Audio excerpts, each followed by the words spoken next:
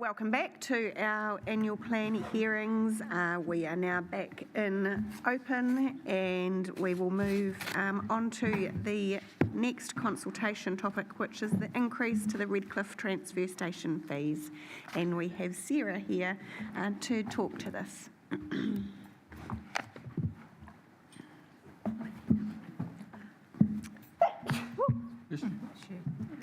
Welcome, Sarah.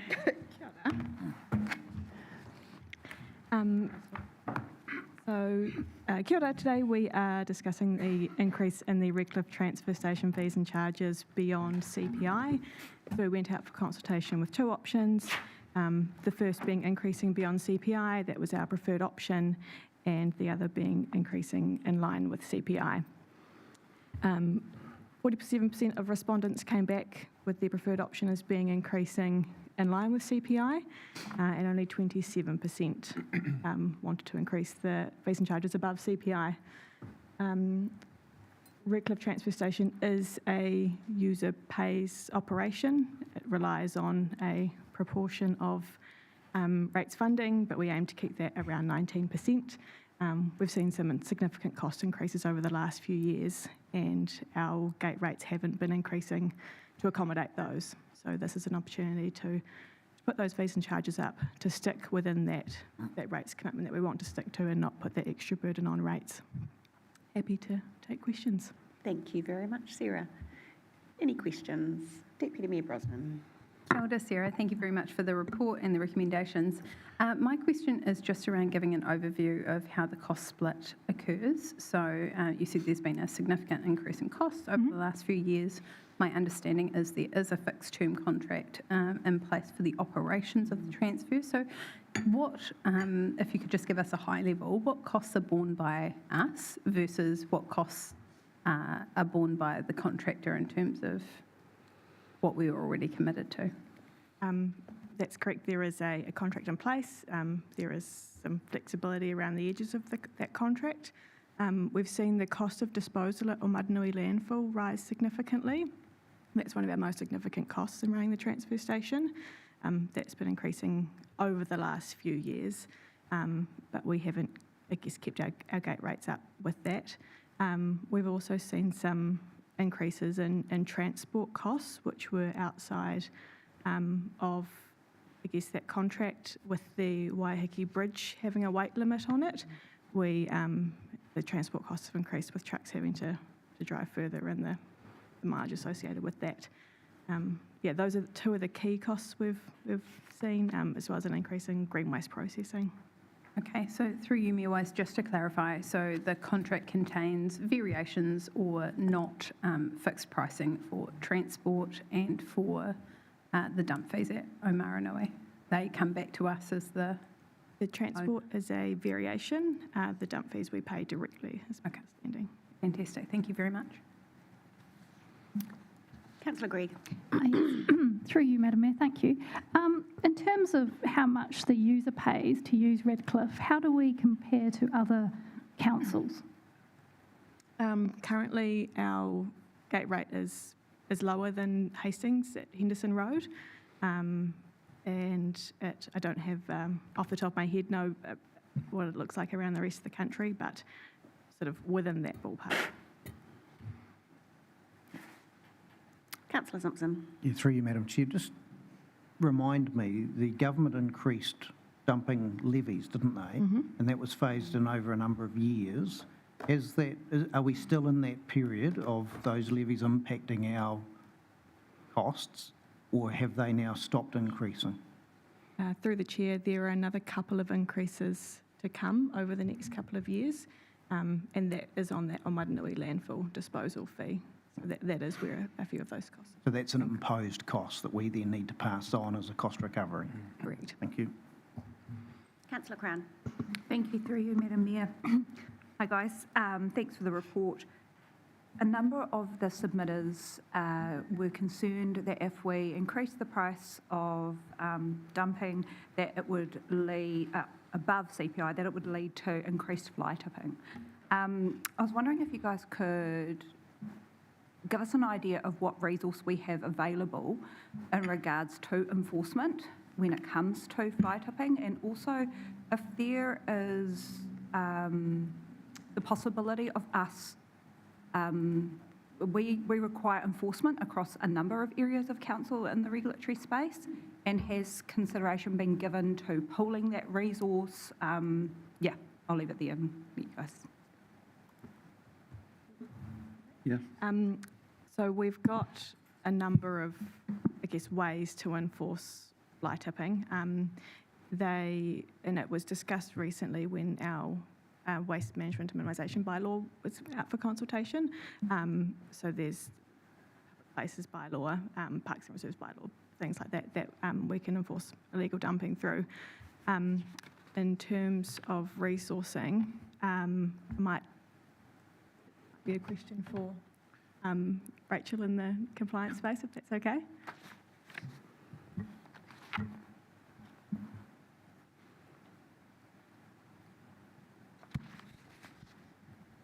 Yes, through you, Madam Mayor. Is that working? Yeah.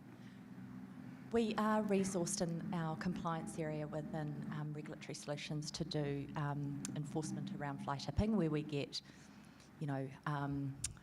reports from the public that fly tipping's occurred. So we are resourced to do that, and we work quite closely in that respect with Sarah's team. And we also have an enforcement guideline and approach that we take, and we have a governance group, internal operational governance group to decide on enforcement actions that we take, and that works across all of our regulatory sort of work that we do in council as well. So, yeah, we've got it covered. Yeah. Any further questions? Ask a question. Just on the positive side of that, I guess, if a group in the community decide they'd like to do a clean-up somewhere, what kind of support can the council give them rather than having them take the rubbish out to the dump themselves at their own expense? I believe there is council can provide bags and arrange collection. I believe we have that set up for some of our beach cleanups and estuary cleanups. Yeah. Would encourage them to get in touch with the waste team. And they remove the waste. We can arrange for that collection. Yeah, Yeah. on a case by case basis. Good. Okay. No further questions? Thank you very much. Thank you. Excellent. And we now have Richard on the updating of our significance and engagement policy.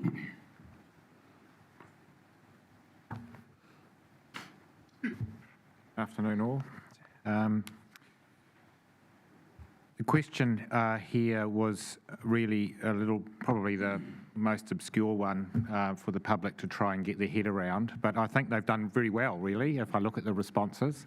And what the question was whether the assets that are due to be managed by the council-controlled trading organisation should be treated as a strategic asset and therefore protected from council dipping into those assets as opposed to protecting it for the long term. And fundamentally, the public agree with that sentiment to add that extra layer of protection. To make it a strategic asset for the long term. Happy to take any questions if there are any. Yeah. Thanks, Richard. Open up for any questions. I think we've all workshopped this one to the extent that we're probably, and that I thought as much, support from yeah. the community. Thanks, Richard. Yeah.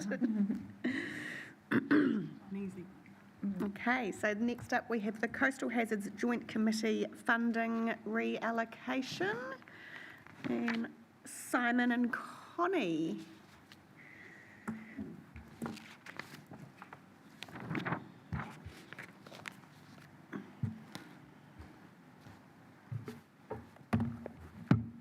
Welcome. Sure. So the question that we've got is, does Napier City Council want to continue funding the Coastal Hazards Joint Committee to the current budget of $100,000 to make sure that we can undertake the engagement process that leads into the success of the strategy's uptake? Great. Because we just recently had the workshop on this, obviously. So, but there may be some questions around the table. Councillor Gregg. Yes, through you, Madam Mayor. Just a question about risk. What are the risks of not funding the engagement process? Yeah, so the risks of it is that in its current form, the strategy was recommended by the Joint Committee up to HBRC, and HBRC said, hey, look, we're not sure around the success of the strategy in its current form. We want to make sure it goes back to the community for some repolishing to make sure that the question of affordability can be really well-rounded to make sure that the strategy is successful. In terms of risk, if engagement doesn't happen the way that it is proposed to based on the current budget allocated, it could mean that our community doesn't find it affordable, feasible, and then it sits in this no man's land of activity ownership again. Councillor Brown. And just carrying on from that, if it's in the no man's land, who then funds the activity? Is it us? Yeah, so at the moment, it's a complicated question because there is direction that a regional council is best placed to take over this activity. They can't take it over at the moment because it's not an activity that they have undertaken in the past. So as a result, TLAs have kind of picked up the gap and we have rated for it. So the Coastal Hazard Strategy is rated through the Resilience Rate Fund. Not sure if that answers the question. Or just the activity of coastal hazards. If the consultation isn't successful and the activity stays in no man's land, does that mean it stays on our books, essentially? Yeah, I can maybe help you out with that one. So yes, status quo would prevail, is that Napier City Council would be responsible for managing its own coastlines. Mm-hmm. And just for clarity, that project is in the millions, is that right? Oh, I couldn't answer that. I don't think that we have fully costed out what would be a priority piece of work. We haven't brought that to you in terms of, decisions. I think there would have to be some work to be done to work out what would be the appetite for you and what you want to do based on the risks that those hazards present to that coastal environment. So I don't think we've fully done that work. It's all the work we've done is on the basis that Regional Council would be picking that up into the future. Just for clarity, the strategy's been costed though, and the work to be done in the Napier West Shore has been costed, and it's tens of millions of dollars, the activity, isn't it? So that's under that strategy, Yeah. yes, but if Napier City Council was to remain as the entity responsible, then we would have to, you'd have to make a decision about what you want to do. You could do what we've suggested to the public. Deputy Mayor Bosnam. Thank you, team, for the report. So at the time that Regional Council considered taking over the strategy and made the recommendation for additional tweaks to the strategy before taking it out for consultation, and hence the need for the engagement, was there a request either to the Joint Committee or councils at that stage for funding? Or was there a signal from HBRC that they would fund the essentially additional engagement that you're requesting? It was brought back to the TAG. Once they had understanding, it took some time for them to workshop that within HBRC to come up with a decision to go back to the community with the engagement rather than the consultation. And at that point, they came back to the TAG to say, hey, we're looking out to go out for an engagement. Here's a strategy. And we see that there is current budget available and the funding is intended to come through next year too. So we see that budget being used collectively for this engagement piece. So yeah, they saw it was already funded and was going to be funded again in next year's annual plan budget. Thank you. Through you, Mayor Wise, I understand that Hastings is reconsidering their funding of this line item. If Napier was to do the same, and this may be an unfair question, but what is your view on whether or not HBRC would continue with the engagement they've requested of their own volition? They would be unable to continue with the current strategy as it's proposed because there wouldn't be the funding to do that. But they could revise that engagement strategy to be a bit smaller, but that would be a decision that would have to come through the tag and from HBRC as well. Thank But you're right, HDC, Hastings District Council, have reconsidered their funding. Yeah. Thank you. So I just want to tease that out a little bit more, so I can confirm HDC have withdrawn funding. My understanding is there's $125,000 worth of funding that's being carried forward, unspent from the current year or previous years. And then the ask had been for each partner in council to contribute $100,000, of which HDC is not going to do that. And the projected cost for the engagement is $375,000 at this point in time. So it's $50,000 short if we commit our 100 and HBRC commit their 100. If we don't commit our 100 and it falls on HBRC, they'll have 225,000 of the required 375, and that could be a rescoping of what the engagement looks like to fit within the budget that they have. Yeah, that's all fair what you've said. Okay. Yep. Just to get it clear in my head, the different, yeah. Councillor Gregg. Yes, through you, Madam Mayor. Just a question about staff time and resourcing. How much staff time has gone into this up to this point? Napier staff time specifically. We meet monthly on the tag, and outside of that, we also provide some technical input at times. The monthly meeting goes for about 2 hours. We do a little bit of prep for about an hour in that, and then on average a week we might put half an hour to an hour in. So you might say it might be something between 6 to 10 hours a month. And it's generally Connie and I, and then sometimes Brooke, one of the graduate planners, attends as well. Councillor Brown. I think through you, Madam Mayor, one of the things we need to tease out is if this is a HBRC activity or a joint committee activity. And so just can I run through some things and just check if I've got it right? So the committee's not disestablished, it's just put on hold. So if there's anything that needed the joint committee's oversight for, we could just meet again, is that right? That's correct. Yeah. And the tag still exists for the committee, and they meet monthly, and they're managing this work as they go through They're overseeing it, yeah. Yeah. Managing's probably still with HBRC. They've kind of got the core management group through the project manager and some of their staff, but we certainly are supporting it and have oversight over it in the tag. Right.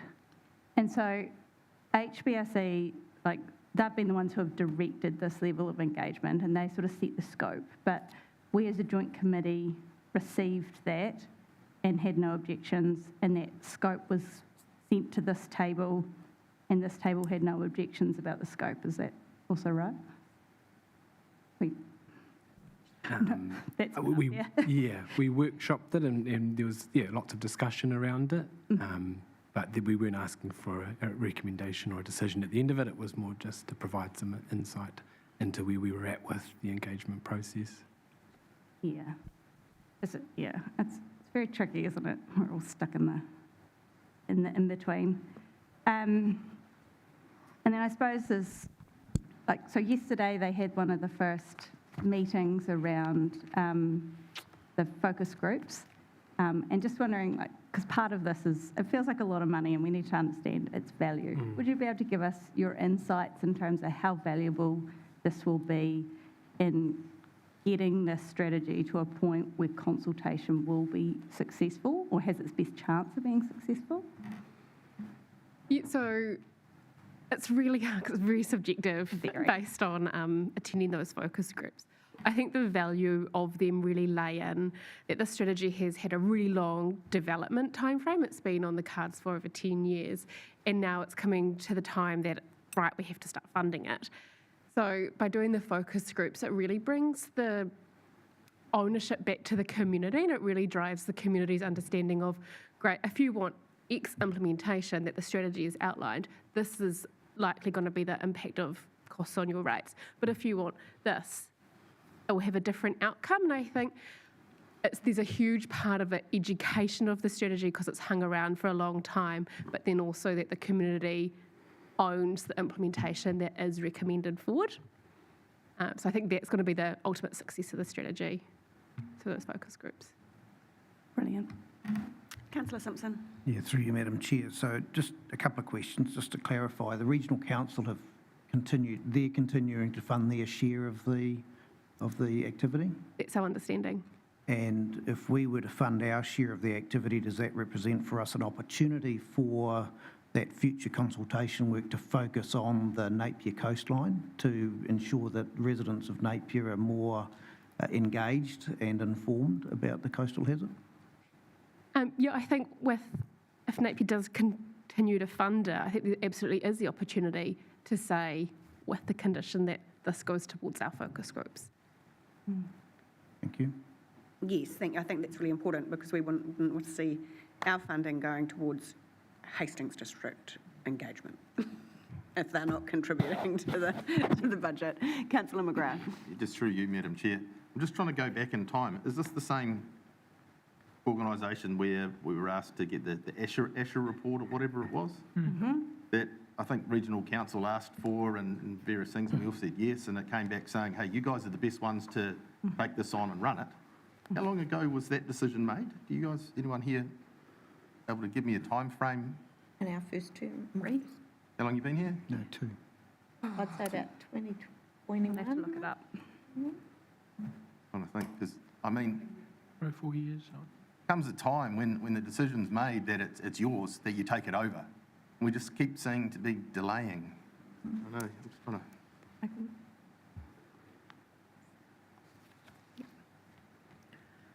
back more. Deputy Mayor Brosnan. I'm just trying to think through the reality of this next step that's being proposed with the overlay of Hastings having committed not to funding it.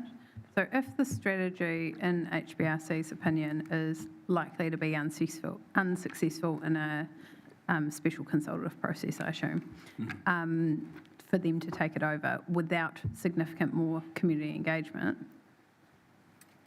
if it's only part funded and we're saying we're only happy to fund the part for Napier, the strategy is of a region as a whole, doesn't it leave it kind of hanging in the same position as being unlikely to pass through a consultation process with them if they haven't engaged with HDC's communities? Like, I'm just trying to think, is there any value in part funding this? Because I don't know that we should ask. Yeah, no, I think we need to speculate on that ourselves. I have a comment. Yeah. Councillor Brown. Oh, I was just going to respond. Yeah. Yep.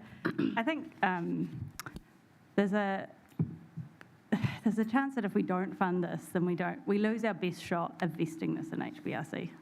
In terms of the Napier Hastings, there is already some money that's put aside, and obviously there's the part of the HBRC contribution that will go to Hastings. So my guess, and something I'm going to suggest later, is that we'll have increased governance oversight of this process at the moment to be able to nut these things out, but that maybe there would be less engagement and education in Hastings. And if at that point Hastings were unhappy with the level of engagement at that point, they could step in and fund later. And conversations I've had with people on the committee is that that's how they would fund it. It's when the money ran out and they were seeing value in the process. Again, speculation about what they might do, but valuable to have it all on the table. Yeah. Okay. Any further questions of Simon and Connie? No? Fabulous. Thank you. Kia ora. Let that one percolate too. So I'm just working through the recommendations here, and then we'll circle back when I've finished them and we'll actually start deliberations. So we've just got a few more to go. We've got the Three Waters Capital Program and the changes to the program there. Does anyone have any specific questions with regards to that we need Russell and Caroline to come up and answer, or are you relatively happy with? Capital program. That's the Three Waters Capital Program, which is actually one of the officer's recommendations. It's around rephasing, so there's no changes in the overall budget, it's just some phasing changes. Through you, Mayor Wise, my only phasing change related to a roading piece of work that I know Russell's been working on, but I'm not sure if this is the appropriate part of the capital program. No, that would Bring be it in separate. later. And then I will be opening up for a other item conversation later. Okay, so no specific questions around the three capitals rephasing. Fees and charges, which again, we had the Redcliffe transfer station we've already discussed. And then the second part of this recommendation is with regards to the Napier conferences and events and the community rates for that, which I think we may have some questions on. I'm not sure who's best placed to answer those. Steve? Yeah. So my understanding is that there has been a move from community rates being discounted to now a 30% discount is what's proposed, as to previously, was it 40%? Is that correct? Correct. Okay. Opening up for questions. Deputy Mayor Brosnan.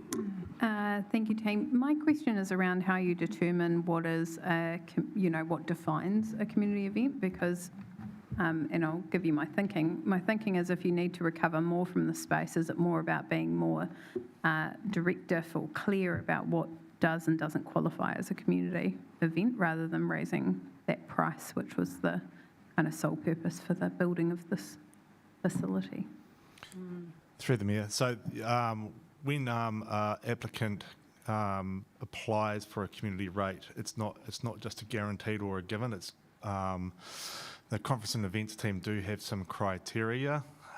So whether it's a non-for-profit, whether the event or booking is free or open to the community, just to list a few, we can provide the full criteria that the business activity does apply. And we are really putting a lens of this of financial sustainability, and a number of the rooms that are booked are low utilisation, and we are recovering a loss, hence why with the 30% we can enable more community bookings and recover our cost. Can I just understand that? That didn't make sense to me. Sorry, Steve. You said we've got low utilisation, so by raising the cost we'll get more. Yeah, so some of the rooms that are being used are just, we're not recovering the cost if we apply a bigger discount for them. But you've got low utilisation? Yes. That doesn't add up to me. But can I take the offer? I would love to see the criteria that are applied. Yes, I can certainly do that. Yeah. Thank you. Any further questions? Councillor Crystal. Yeah, just, the community rate was never meant to make a profit, I don't think. I think the reason for this building being built was as for community, and when we went through all the things we did with this building, one of the things is we wanted to keep the community rate, and that was quite a big thing for the community. So I don't think we were ever going to make a profit out of it.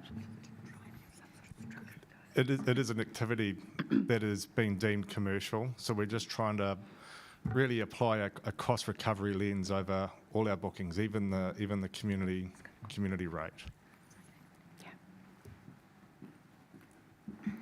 Sorry, can you repeat that? I just was having a sideline. It's simply just trying to apply a commercial lens over everything, even the community rate. We're just trying to recover cost of all of our bookable spaces.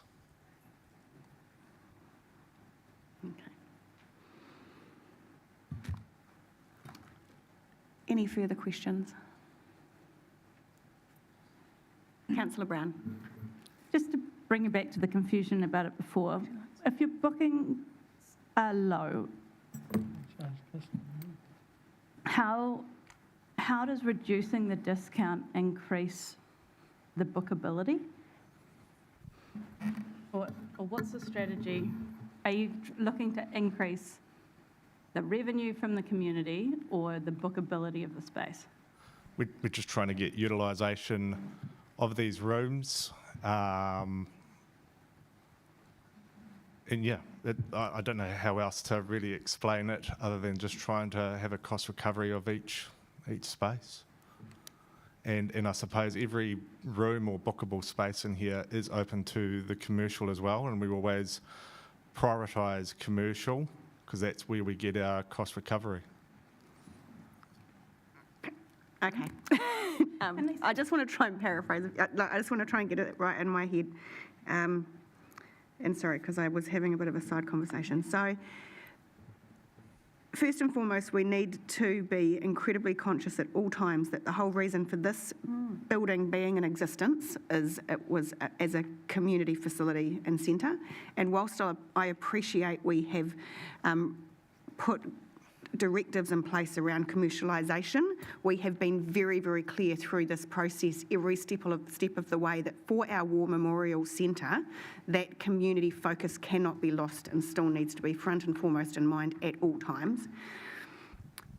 What I think I heard in response to the Deputy Mayor's question was that we actually have underutilisation presently of the booking spaces. So it would be good to have an understanding of why that is and why we think that increasing our prices would somehow address underutilisation, because in my mind that would lead to bigger issues and more people not booking because it's unaffordable. I guess I'm feeling like we don't, maybe that this is like a bit of a knee-jerk reaction to try and to reach certain revenue targets without actually fully understanding what the drivers are here at the moment and what we need to be fixing. Does that sound like a reasonable summary around the table? Okay. Councillor Crystal.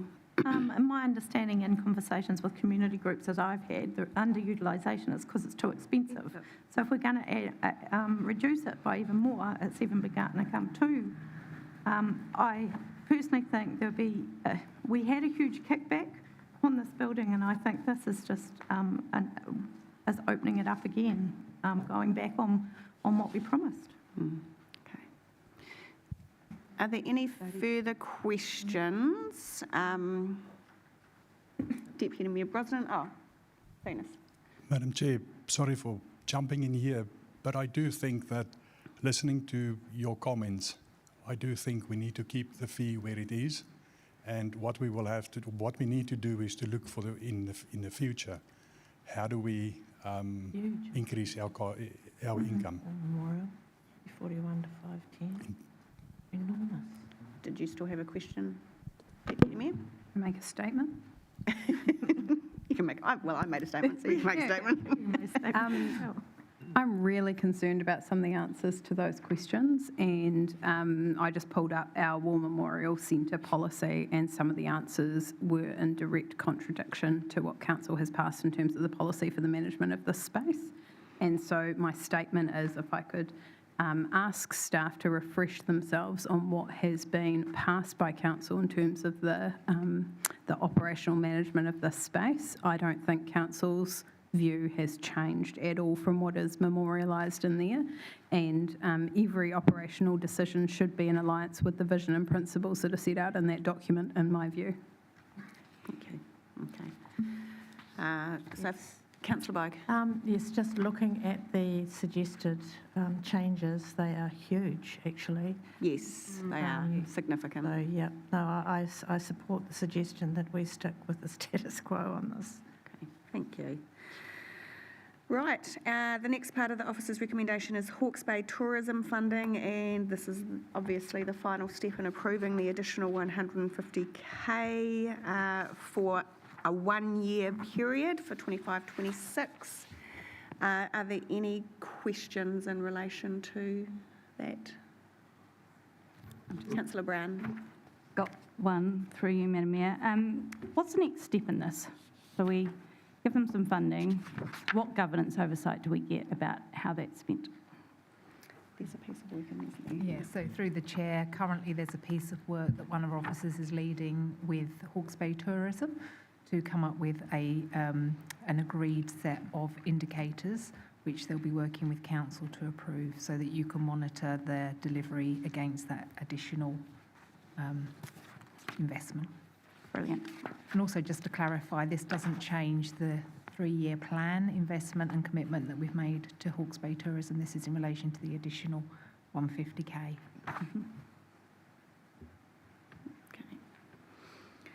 So my plan is to circle back now to the individual components of the officer's recommendation. I'm aware there will be some other items that we also need to discuss, but I'm going to leave that until the end,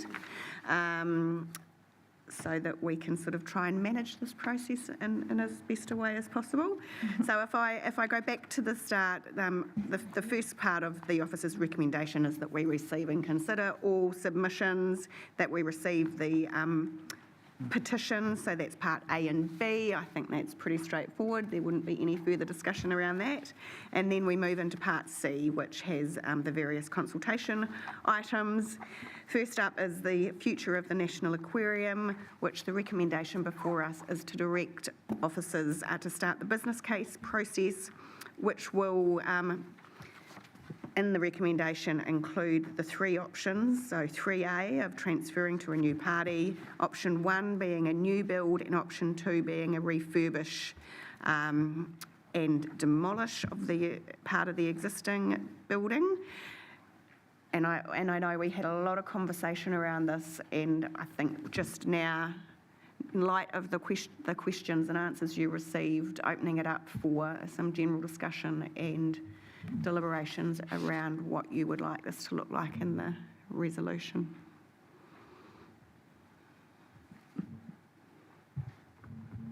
As a starting point, I'm actually going to propose that we do take the officer's recommendation. I think in my mind, at this part of the process, there are still so many unknowns. It is too difficult, and I'm talking, on my behalf here, to narrow this down any more than where it is.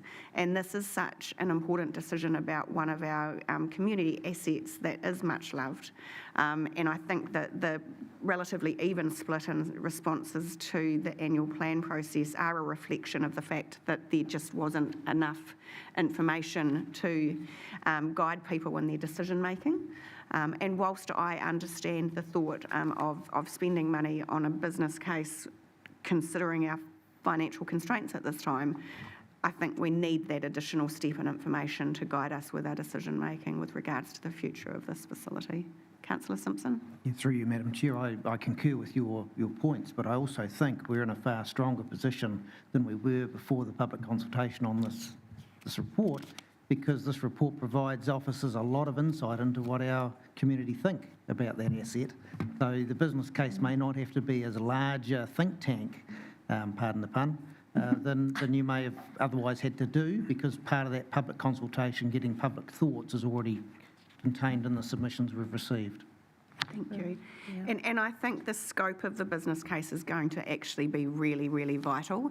And so ensuring that we have oversight of that and input into that is very, very important. Councillor Crystal? Yes, I agree with you. I think this is it makes sense to move forward with this. And I think in the discussions we had, we gave a lot of feedback on the scope, and I'm hoping that that was all well noted. And, when it does come back to us, all those kind of brainstorming things that we talked about come forward.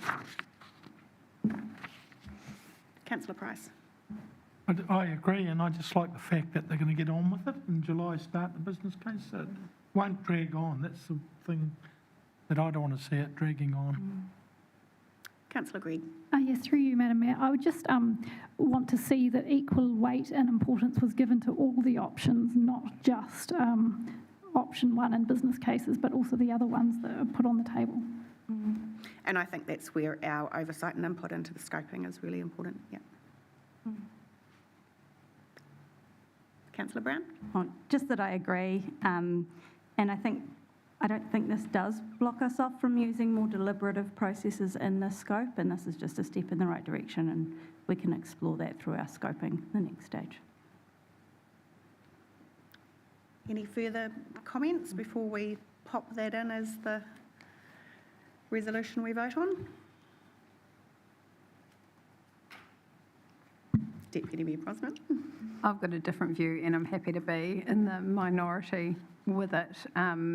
You know, my view on the aquarium is that the consultation has shown, I think, reasonably clearly that people are not interested in the demolition of the building, either in part or in full. When you read through the comments in there, it's not well understood, and I understand that we are more informed around the condition of the asset. But in my mind, if it was solely my asset from a business perspective, I'd be looking to seek expressions of interest for an external operator, and if that was unsuccessful, so that would be a stage one. If that was unsuccessful, look at a facility asset and refurbishment plan and provide that a capex budget significantly less than the rebuild. Which I'm quite confident from the information we've received, we could get it back into an operational state to maintain status quo at a lower operating budget. So I appreciate, and I'm quite happy to be in the minority, but I would not be supporting a fund of a business case to explore 3 options, which we've just gone out to the community with, and I think they've told us something slightly different. So. Any further comments or views?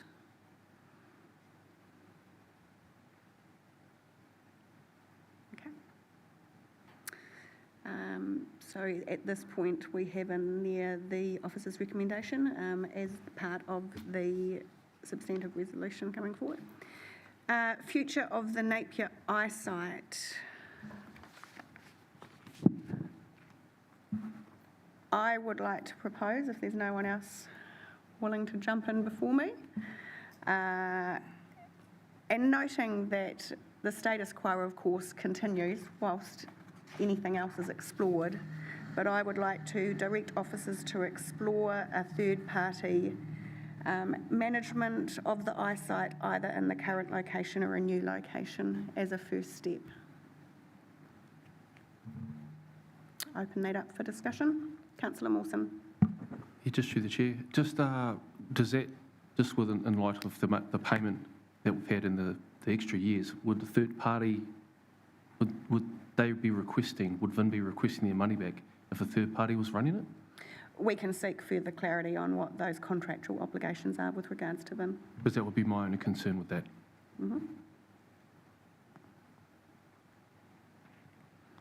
Councillor Gregg. Yes, through you, Madam Mayor. I think if we are thinking of creating a transport hub near Clive Square, we need to always be open to new options for the positioning of the eyesite. Councillor Crown. Thank you, through you, Madam Mayor. Yeah,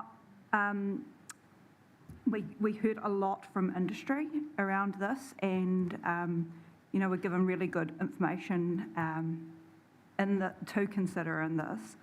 The bit about option 1 that sits best with me is that we were asked by submitters to leverage the assets that we have, and so option 1 allows us to also, as part of that consideration, look at the lease of the current site as well, which I think is an important part of it.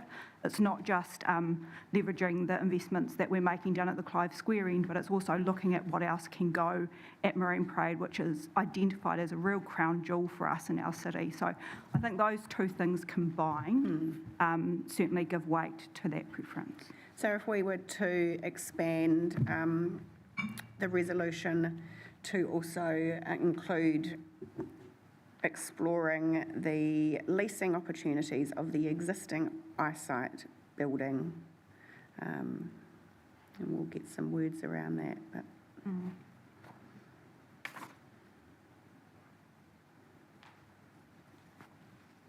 any further comments? I'll just check in with Gemma here.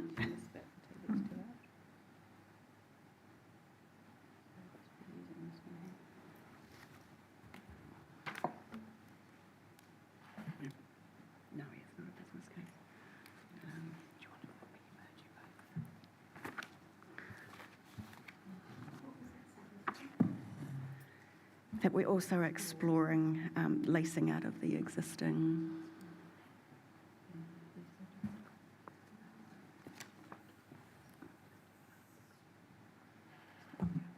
Come up.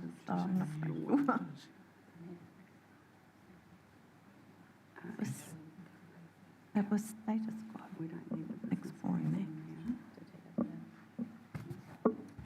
We'll wait and see.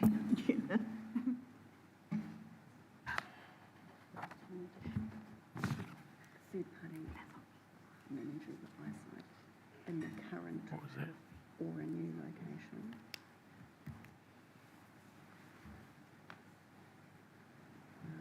With no council funding. And further to this, no, just put it into the new sentence. Further to this.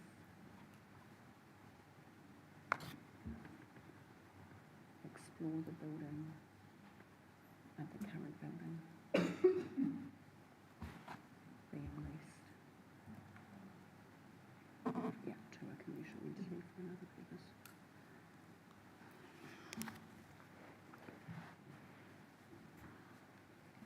And then take out, yeah, yeah.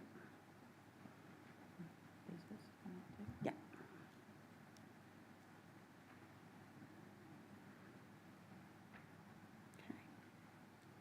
We'll bring all these up on the screen a bit later too, but yeah. But also just to confirm, so that business case wouldn't take place until 26? Well, I don't believe it's a business case. I think this is an expressions of interest. Yeah, So we might need to explicitly, it's actually putting out to see whether there is any interest. That is what I would support. So it might even be direct officers to initiate an expressions of interest process.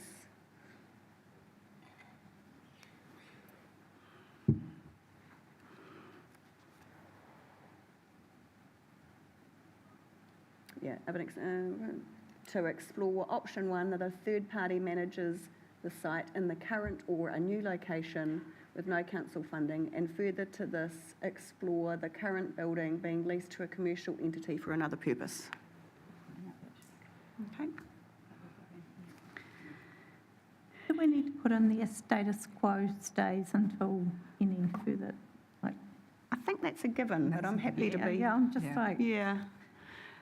Well, it just kind of goes third-party managers and that number one, so it sounds like it starts straight away, whereas we could. But we're saying an expression of interest to explore. Yeah. Yeah.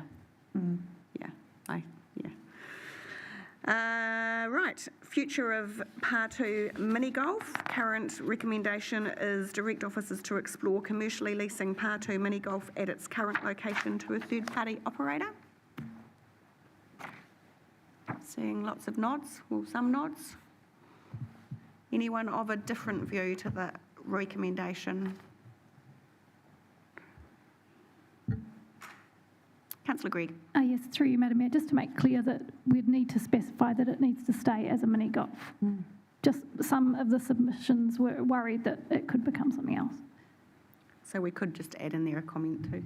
Deputy Mayor Bosman? Yeah, further to what Councillor Gregg's saying, I think perhaps just a caveat around the final lease arrangements to be brought back to council could be a good caveat, because I think there were a number of things around size, scope, heritage retention, etc., that might be good to be thrashed out with whomsoever is found. So just adding that final lease arrangements to be approved by council.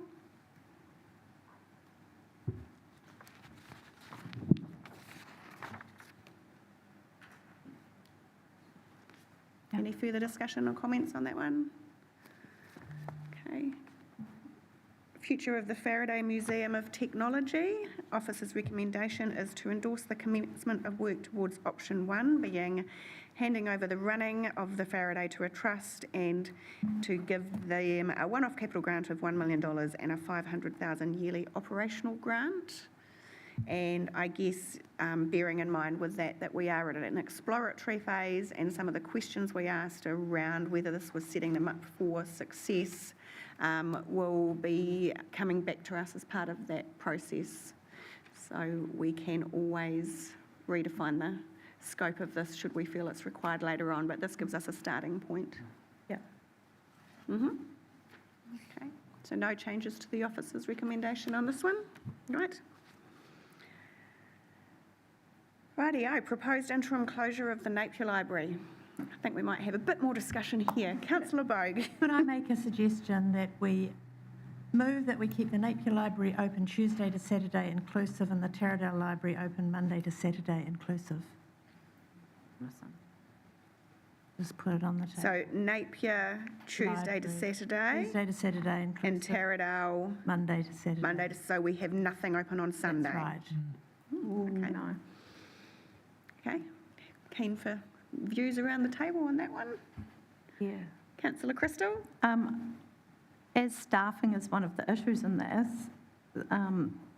not having anything open on Sunday doesn't fix that problem, because I'm assuming that, spreading it out over different days gives the staffing a bit more flexibility. So, and for some people, a Sunday might be the only day they can get there. So, yeah. Councillor Greig? Yes, through you, Madam Mayor, I would also support having Napier Library open for at least 5 days, including a Saturday. Councillor Simpson? Yeah, through you, Madam Mayor. Just looking at the patronage of the Taradale Library, that's got pretty consistent patronage 7 days a week. To close it on a Sunday could affect quite a number of people that use it for school homework or family outings or whatever it may be, and we're short of indoor facilities for family outings. So just to break it down to that level, Taradale, is there any other support for it to be reduced to 6 days a week, or is the majority support for Taradale to remain 7 days a week? No change to Taradale. No change to Taradale, okay. So that brings us to Napier. Currently, we've got a proposal from Councillor Bogue for 5 days a week, Tuesday to Saturday. Further comments on that?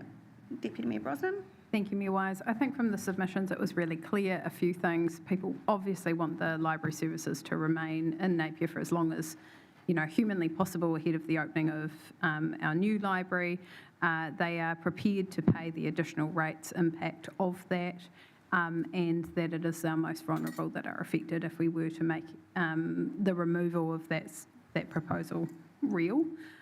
So I support the retention of it being a facility in Napier. I think we do need to balance that with the information we got from submitters and with the cost implications. So I think it would be unwise of us to go through this process and not make any savings. And I think what we also heard from submitters, and it was asked a number of times of them, is something is better than nothing. So if it's currently so many days a week, my view is a Wednesday to Saturday, 4 days a week.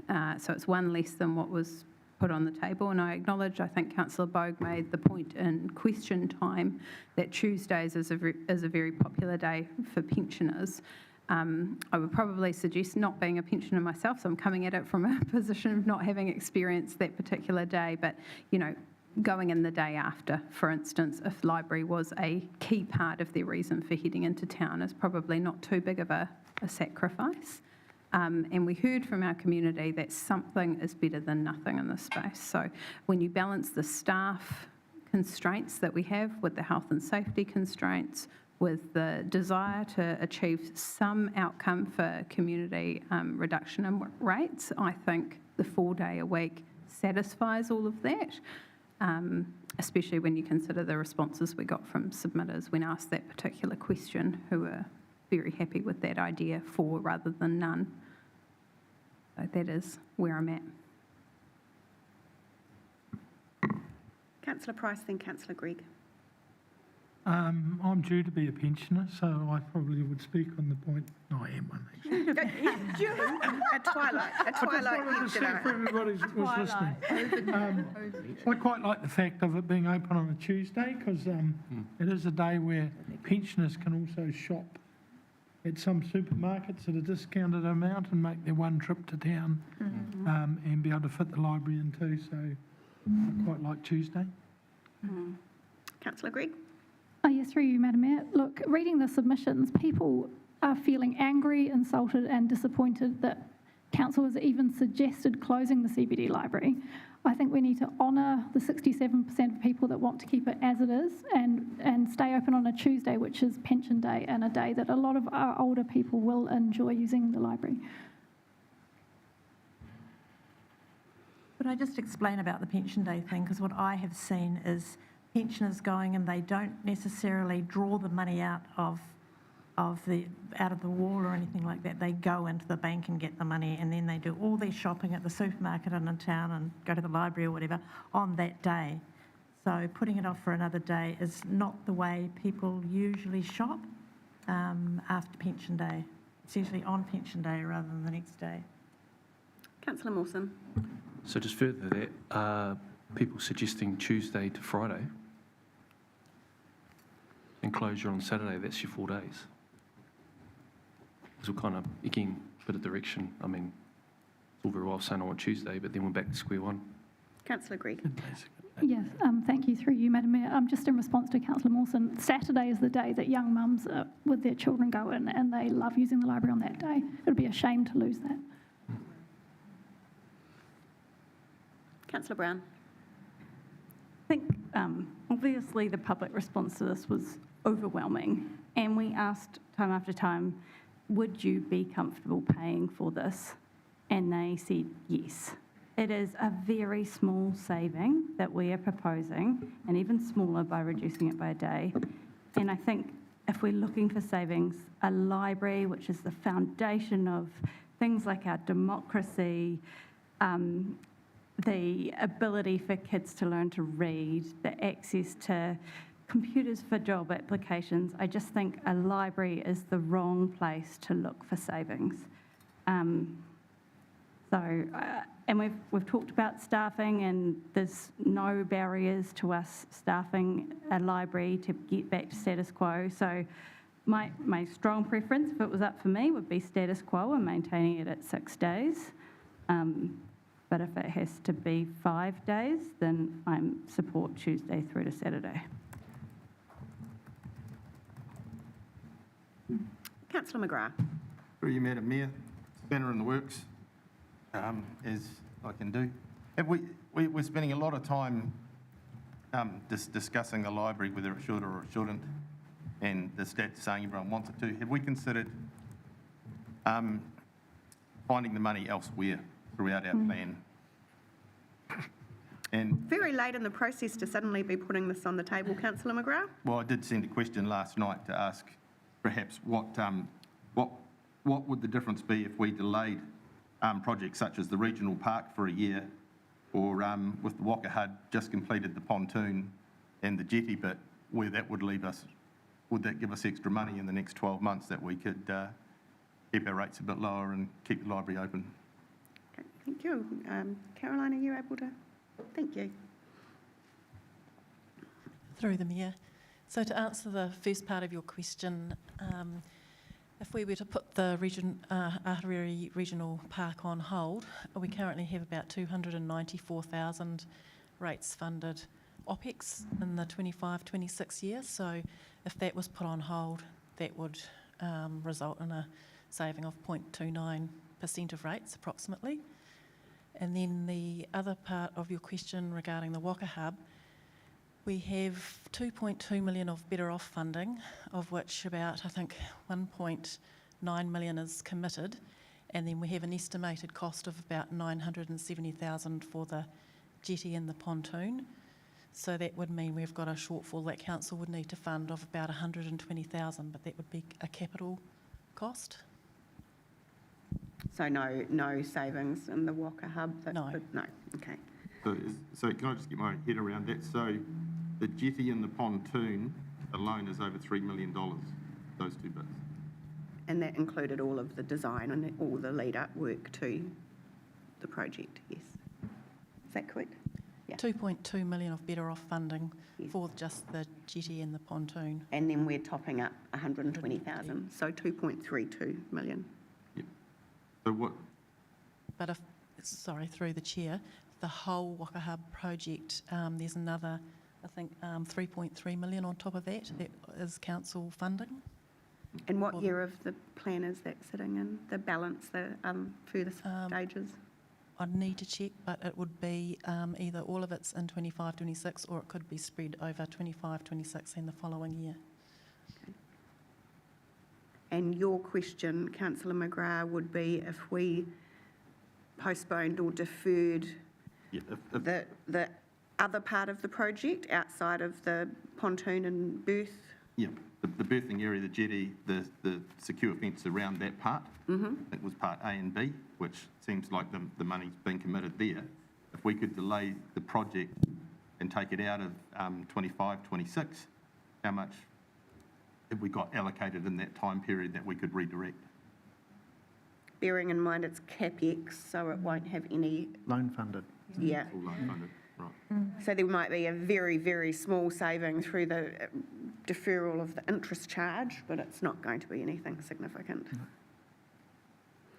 Okay, so just rounding back to Councillor McGrath's suggestion that we push out or defer the Ahuriri Regional Park OPEX budget of 294,000 that's currently sitting in 25-26 to fund the library, opening that up for comments. Deputy Mayor Brosnan. Yeah, thank you, Mayor Wise. I'd be concerned about doing that, obviously, and in part because that wasn't part of our consultation. This is an item that has been consulted on a number of times. I would also point out that a portion of that OPEX funding comes from the funding partner, Hawke's Bay Regional Council, so not all of that funding. I think roughly 35% of that comes from Hawke's Bay Regional Council, so it's held by us as OPEX. And I'll just remind you what that OPEX is doing. So at the moment we have a draft master plan to be confirmed 9th of June. The next phase of that is to provide you a staging plan for the build of the wetlands and the core program of work within the park. So I know it received a little bit of media around nice to haves inside that master plan, but I'll remind you that the master plan has two sections to it. One is core program of works, so the actual build of your treatment wetlands for the stormwater before it enters the estuary, and the second is your nice to have, so the things like watchtowers or cycleways and things like that. The core program of work that you are supporting with that operational spend is a regulatory requirement of a joint resource consent that is held with Hawke's Bay Regional Council that we are required to provide end-of-line treatment through a wetland system as part of that consent by 2040. So we have 15 years to deliver at least the core program of work within the Ahuriri Regional Park. So the joint OPEX, I get my OPEX and CAPEX mixed, the joint OPEX that Caroline read out is funded by Hawke's Bay Regional Council to deliver to you a master plan and a staging plan to meet your regulatory requirements. Any further comments? Not on that. Councillor Brown? Just furthermore to Councillor McGrath's line of thinking, but on different topics. Like if this is the savings that we're talking about, they're quite short-term in nature. We're only talking 2 years. If we were looking for short-term savings in some of our operational facilities, I'd rather we explore something like the eyesight or the aquarium, where it's not so foundational and sort of dystopian in terms of looking at savings. So maybe we look at reduced hours in the aquarium or something like that. And not saying I don't love the aquarium, because I do. So, but Councillor Crystal, then Councillor Mawson. So the scenarios that we've been given, in the 4 days a week, because we haven't got it 5 days, but in the 4 days a week, we are still saving $500,000, over $500,000. It's only 100,000 less than what was in our consultation document. So to me, we're kind of, it's a very small amount that we're talking about. It's not like, you know, we're not talking millions here. And our, for our community, as they said, in the whole scheme of things, it's a very, very small amount of council's budget. Councillor Mawson? Yeah, just through the chair, it was just on the, we've kind of, again, gone around in circles, but just kind of on the aquarium.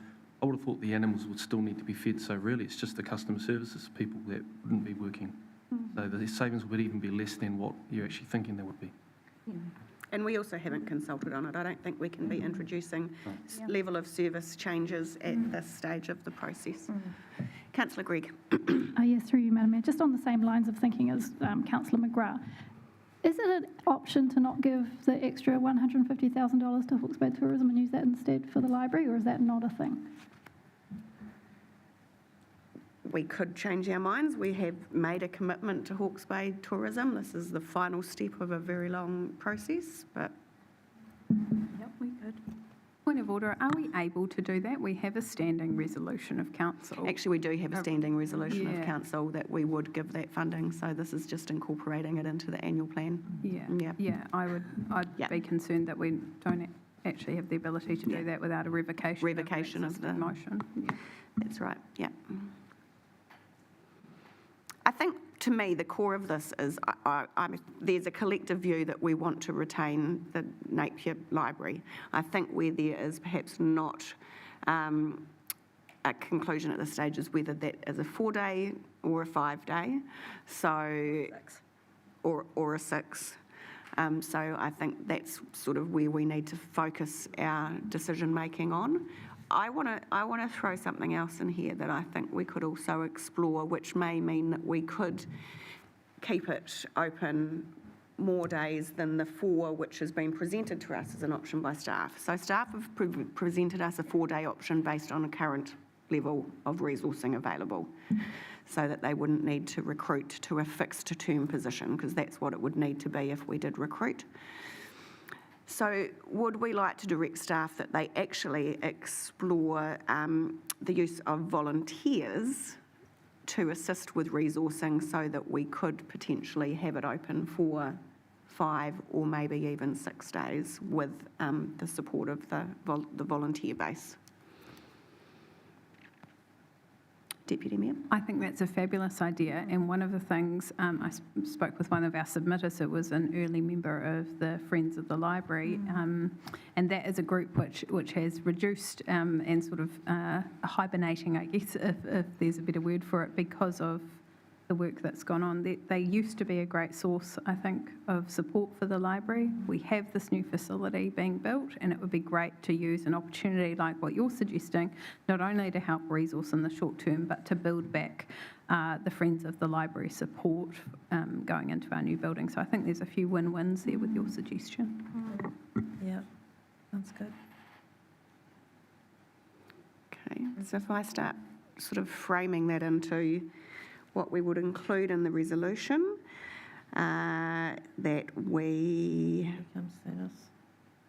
because the current one needs to be thrown out completely.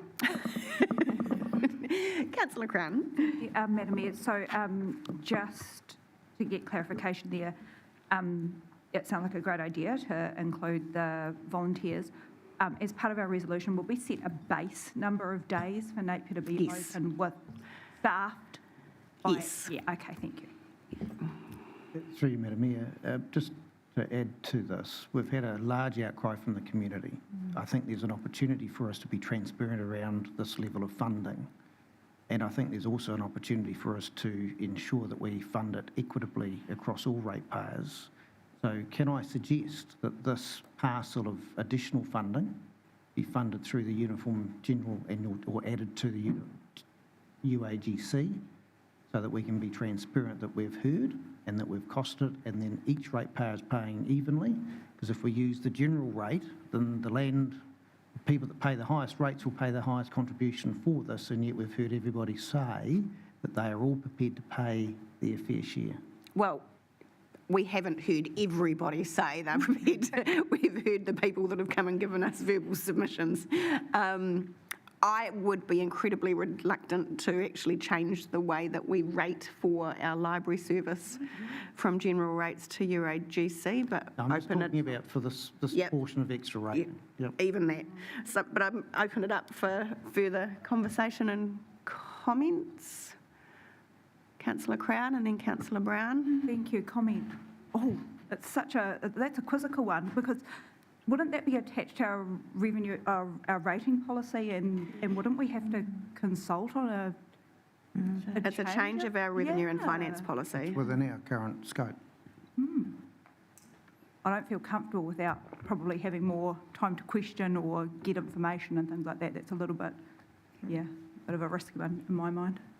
We've got a comment from Caroline. Through the Mayor, just a bit of further information for you. Under the Local Government Act, we can utilise that UACG as a tool to rate, but we are only allowed to go up to about 30% Certain percent, yeah, 30%. of our, and at the moment I think we're sitting at about 22. If we added, I think around about the shortfall for the closure of the library, is it 620 odd thousand, it would bring it only up to about 22.6% of that 30 limit. But it does mean that when you use that tool, you're actually spreading it evenly across the properties, and so regardless of the size or value of the property, everyone would be paying the same portion. Which I think was the point Councillor Simpson was trying to make. Councillor Brown?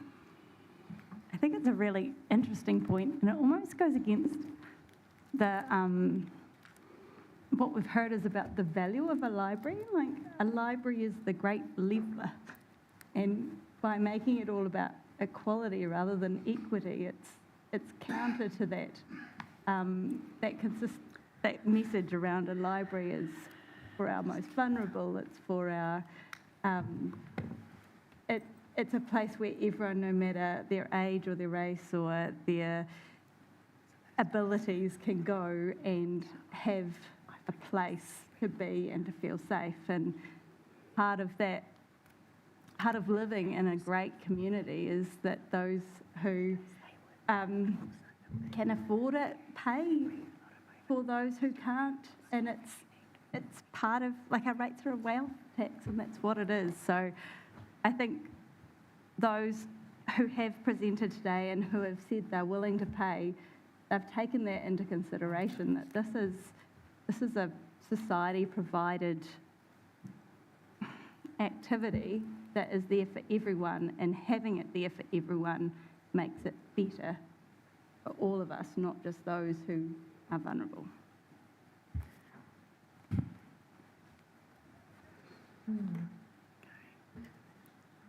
Resolution. Have you drafted something for me, Deputy Mayor? Only, I'm prepared to put one on the table for discussion. Thank you. So resolve to retain operating the Napier Temporary Library for a minimum of Tuesday to Saturday each week. Direct staff to actively pursue a volunteering base to support the library operations. Note, and I haven't spoken to this, note the temporary library will need to close a number of months ahead of the transition to Te Aka, and the transition plan will be circulated to councillors. I think it would be wise for us to, at the time we're making this decision, still flag to the community that there is a transition piece coming. So it's not a surprise 6 months out or 8 months out, whatever it ends up being, that there is a disruption to service again. Councillor Brown? Yeah, through the Mayor, I like the direction. I just think it'd be quite good to get an officer comment around the viability of using volunteers. I think we need an officer comment on probably, yes, the viability of using volunteers, but also the staffing impact of the Tuesday to Saturday scenario.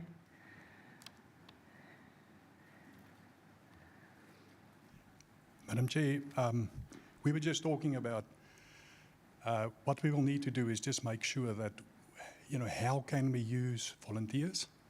Because you're not allowed to use a volunteer in a paid position. So we were just talking about how we can do that. So I would ask that we can have a look at, how else we can do, we can still use volunteers. There are different ways you can use them, but how that will affect and help us not to have to employ somebody, just that to get to 5 days. How do we do it at the Faraday Centre?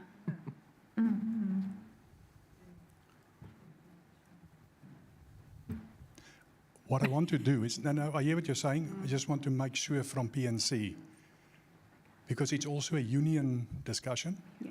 And it's sometimes the unions that push back much more than anything else. But I just want to make sure with PNC, it's just to tick all the boxes. That's Yeah. And sorry, Thanos, the other part of my question was around the Tuesday to Saturday scenario in Napier. I'm assuming that will definitely require additional resourcing to be employed. Yes. And so the savings will be less than what's currently, yeah.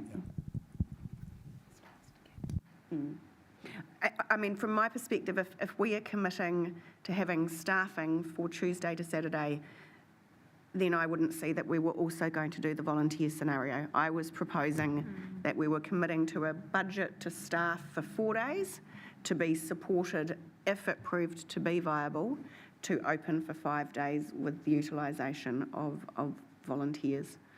So Wednesday to Saturday or Tuesday to Friday? I will throw that out to the table.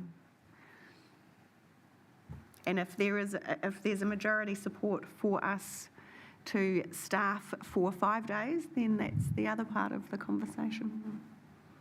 Councillor Gregg. Oh, yes, through the Mayor, just given the strength of emotion coming through the submissions, I think we need to honour that and actually listen to people. If they want it open, we should leave it open.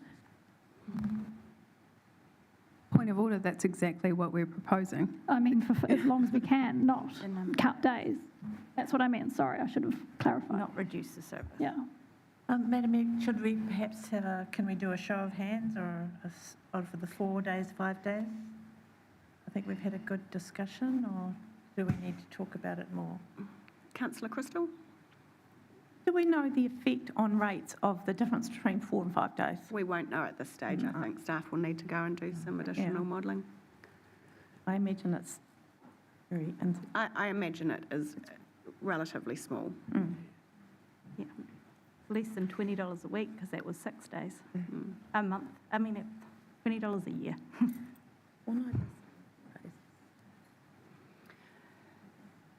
Do we still want to explore the volunteer option if we're prepared to fund staffing for 5 days?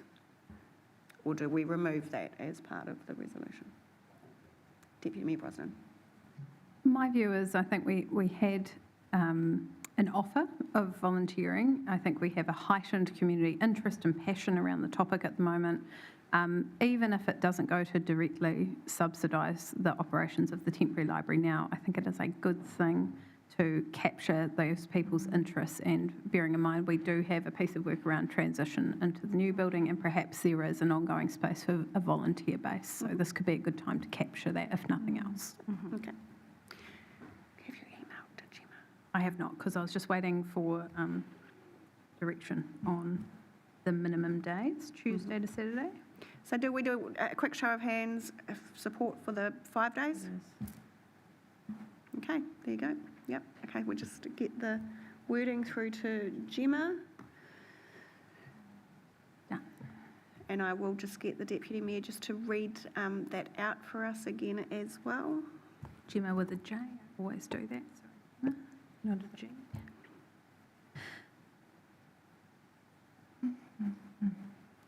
So it reads, resolve to retain operating the Napier Temporary Library for a minimum of Tuesday to Saturday each week. Direct staff to actively pursue opportunities to build a volunteer base to support the ongoing operations of the library. Note the temporary library will need to close a number of months for a number of months to allow for the transition to Te Aka. The transition plan will be circulated to councillors. Yeah.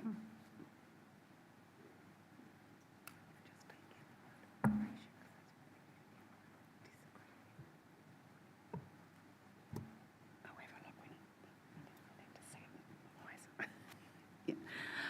Okay, happy to move on to the next part of the, bearing in mind we're going to, before we vote, we'll have all this up on the screen to look at.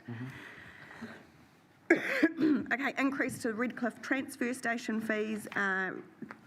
Officer's recommendation is to increase beyond CPI to ensure cost recovery. Happy with the officer's recommendation? Okay. Updating our significance and engagement policy, adopting that our assets in the CCTO are a strategic group. Any differing views from the officer's recommendation? No. Coastal Hazards Joint Committee funding reallocation. I did have some different information come through from Sandra. Oh, okay. No, I think hers was wrong. What is our appetite to continue to fund to assist with the Hawke's Bay Regional Council engagement strategy? Before you start that, do you want my caveats that Yep. would include? Yeah. So I put a bit of thinking into what would be prudent if we were to put this funding in. And I think that it's appropriate that we would continue to have financial oversight. The committee hasn't had that previously. So the committee could be re-stood up, but that's really, really expensive. So what I've worked through with staff is that we could do a bi-monthly governors catch-up, which would just be an hour by Zoom, and at least one of us from here would have a chance to work with the project manager to understand the scope of the work that's been doing, check that it's still of value to us, and have oversight of the budget. And that any unspent funds of this can be returned to us. And we put a final date on that of the 30th of June 2026. So in the estimates that they've put forward, there's a lot of really big assumptions, and looking at it, I don't know that we're going to need a lot of the packages of work, so we'll be able to manage that as we go through, and if there's any work, any of our money unspent at the end, there is a pathway, and we can confirm that we can have the money sent back to us. Can I ask you a question, Councillor Brown, through the Mayor? Yes. Yeah, thank you. So similar to the question I put to staff, probably unfairly, in the question time. In your view, is a strategy that is only 2/3 community engaged with, i.e. Hastings as community is not, through what you're proposing, is that any less of a risk than the current risk we have, or that HBRC have highlighted? Yeah, I do think it's less of a risk because it means that our community, like our West Shore community, are pretty hyped up about what's going on at their beach. And if we get them on board with what the strategy says, then they're 100% in behind it, and they'll all get in and vote for this. So I think at the moment, we do not have that level of buy-in, and there's some tweaks that they're looking for, and you would have seen in Andy Walker's presentation the other day. So I think this process really helps our community get over the line. In terms of what happens in Hastings, they might get a lower level of engagement, and then at that point, if Hastings councillors feel like their community doesn't have it, that's when they have the opportunity to put more funding in. And like the Mayor pointed out, it's hearsay, but that's the kind of conversations I've had with the committee members, is that if they could see the value in it, then they'll put the money in. So it's... So further to that line of questioning and not having the level of knowledge of the strategy as you do, Councillor Brown, I would be keen to understand. So our main stakeholder group is that West Shore? West Shore and Bayview. And Bayview. Mm-hmm.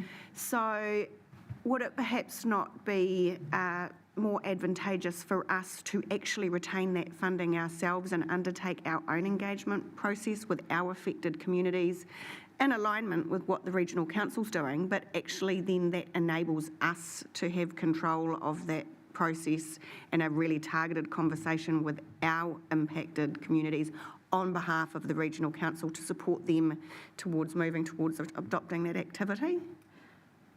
I suppose we could, but the knowledge all sits with the, it's because it's So when it was set up, because it was across 3 councils, the staffing was all external. So the knowledge is held in essentially our external project manager and with some of our key staff. So Connie and our staff were at the meetings yesterday. I don't know that we necessarily, I think it's probably more efficient to just continue with the process we're doing and just to make sure that, yeah, I don't see the value of us bringing it in-house when it's already part of a bigger project. Does that answer the question? Councillor McGrath, I have got a proposal, but yeah. Oh, no, I'm going to listen to what you've got to say then. Well, I was simply going to propose that actually at this stage, we don't pass across the 100,000 to the Hawke's Bay Regional Council, that we keep that within our budgets, which can be used to fund other emergency management activities if they're identified, but at the same time could be used to assist with the engagement through HBRC. But I would like to see, I think, in the first instance, more detail around what the budget is for the engagement and whether $225,000 may be adequate. They've got 225. I'd like to see a rescoped engagement based on that budget, with the caveat that if we felt that we needed to provide some more financial support, we have got that 100,000 sitting there to potentially give them some more, which is sort of what you're saying HDC is going to do. HDCs are doing, except we'd have ours sort of. Well, we've got it still in our budget. HDC doesn't have it in their budget at all. Yeah, I suppose, so I've asked about how come we didn't have options brought to us, and we asked that in the workshop, and basically HDC, the regional council asked, what's best practice engagement to get this to a point where we can get it through consultation? And so that's what the consultant was asked to do, what is best practice. So they haven't gone away and done up options. And it's a little bit chicken and egg, because they could do options, but they don't know what the budget is to know what the other option, how far to skin the cat backwards. So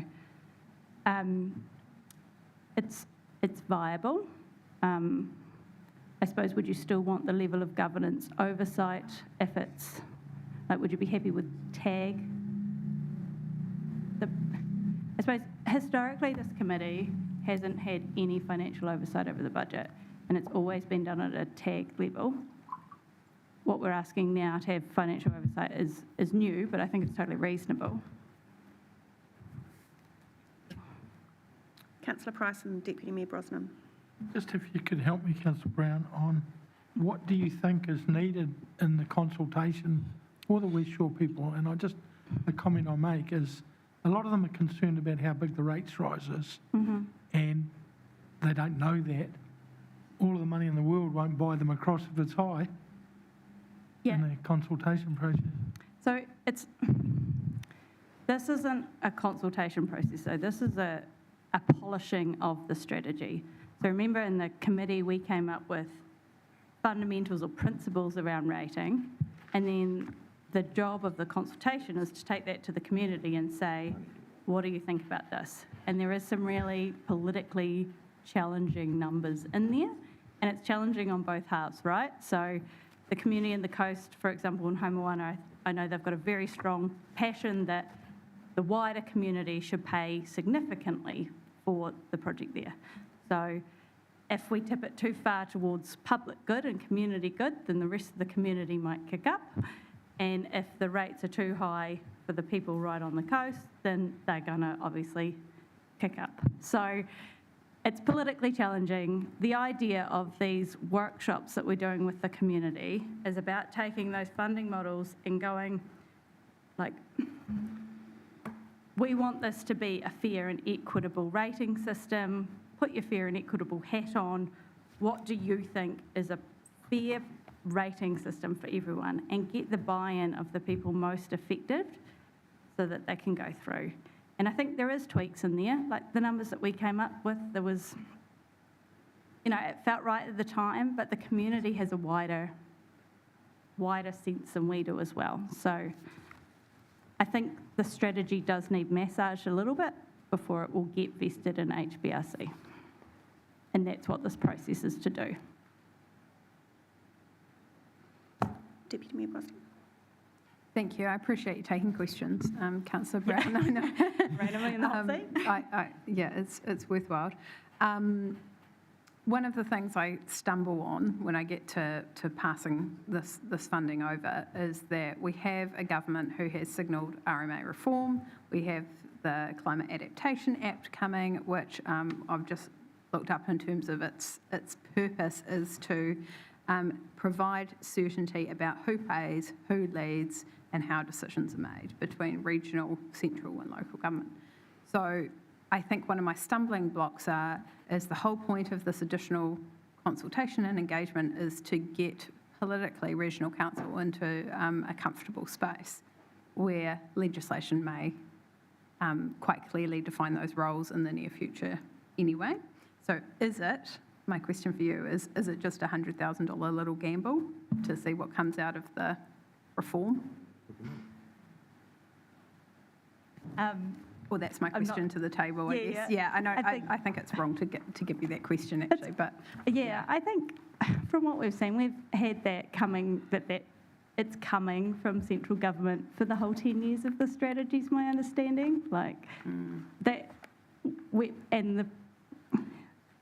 been the problem, is that we are at the very leading edge of this.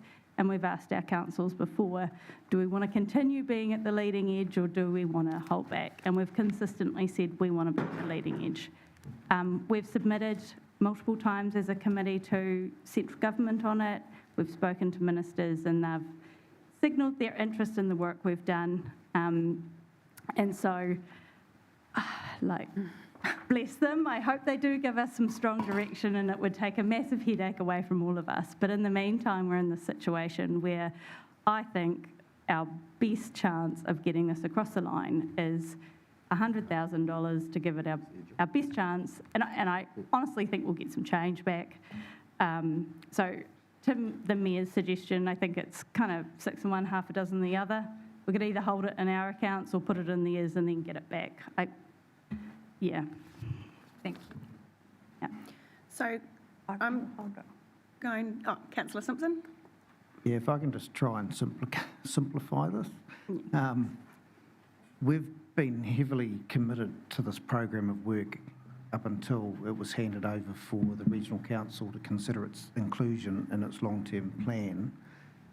This piece of work, we have an opportunity of carrying on the piece of work with it focusing on Napier and getting some of the Napier participants in the consultation process better informed and give us a better understanding.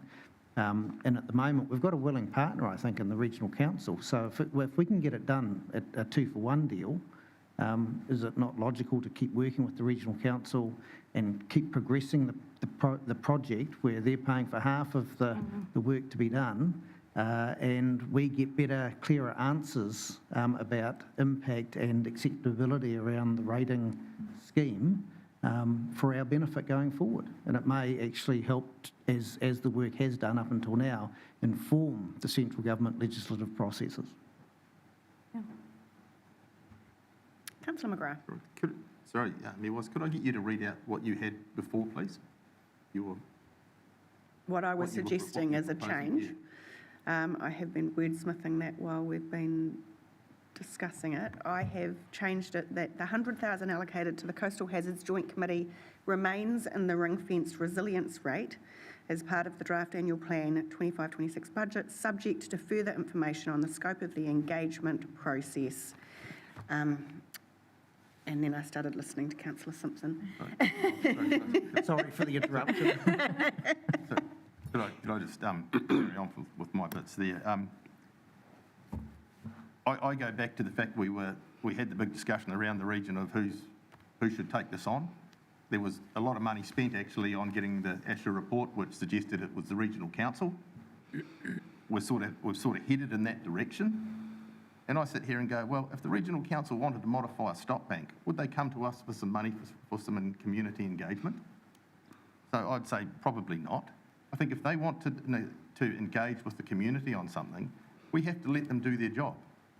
Not decide, well, if we put a bit more in, we'll get a bit more than Hastings, or we'll be at the forefront of it, or I think you just kind of have to let them do their job. They can shuffle their long-term plans to get the money they need to do the right engagement for the community. I just don't see why it's still sitting with us. Can I respond to that? Councillor Brown, yep. Yeah, I don't think anyone's suggesting that it shouldn't go to HBRC.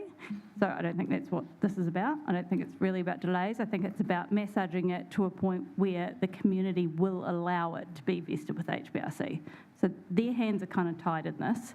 They can't take it on until public consultation is successful. This process gives it our best chance of making it successful.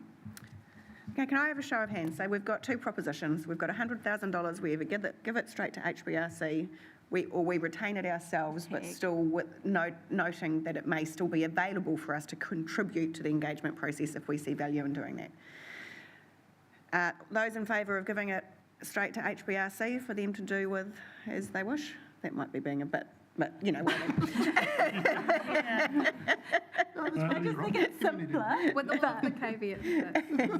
Yeah. With all the caveats. Or retain it within our ring-fenced resilience rate for the potential use to support HBRC. Acknowledging HBRC have already got $225,000 for this. And for me anyway, if I was going to commit any more towards that process, I would want to have more information around what that was going to be spent on. Yeah. I think just the little clarification to make is I do still see this as the committee's work rather than HBRC's work, because it hasn't been vested in HBRC yet. But, yep. Very loose. Committee has. Yeah. One, two, And stop holding them. another 100,000. And then it was. So then just add subject to, The money's. Then take that and just say which may lead to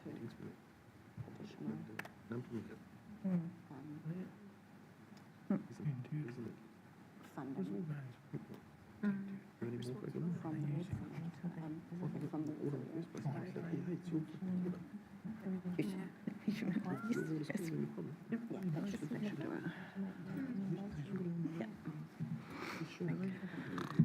Okie dokie. We'll have a break soon, folks. I'll just get through the rest of the officer's recommendations, which are all pretty quick. Then we'll take a break, then we'll come back to go through the other items. So next we had the Three Waters Capital Program, where the officer's recommendation is to approve the changes in phasing. I think in our discussion we all said we were happy with that, so no changes there. Fees and charges schedule, noting the increase to the Redcliffe transfer station, which we've already included earlier in the resolution. The change will be with regards to the Napier conferences and events. So the recommendation currently says this is the same schedule that was consulted on except for the amendments. So let me just think on how we need to change that, because we don't want the amendments to go through there. And it's not the attached schedule that we're approving, so we need to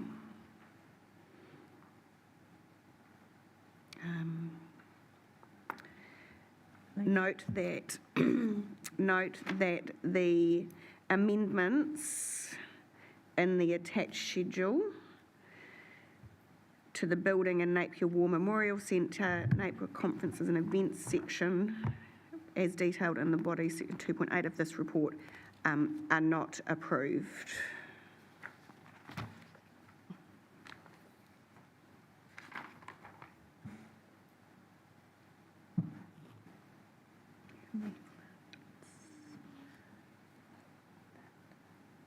Yeah. Yeah.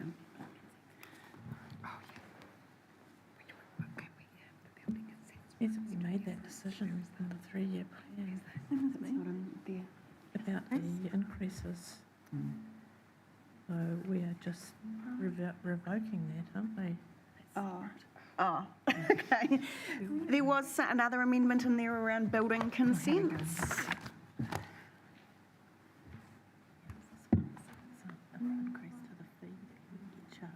Oh, that we can, and this allows us just to on-charge the, yes. So you'll recall through your reading, the other fees and charges amendment was the building consent fee, where this provides us with the ability to do a direct on-charge of the actual fee that we incur. So we didn't discuss this earlier. I'll give you a moment to check in your council papers. It's page 24 in the paper version. Oh, yeah.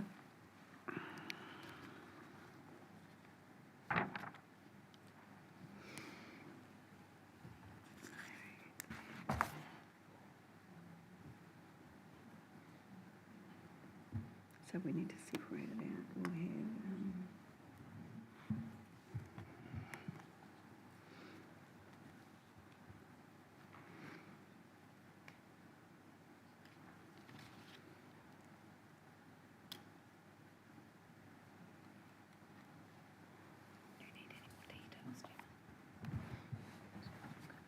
we'll just separate it out because we'll be approving that one.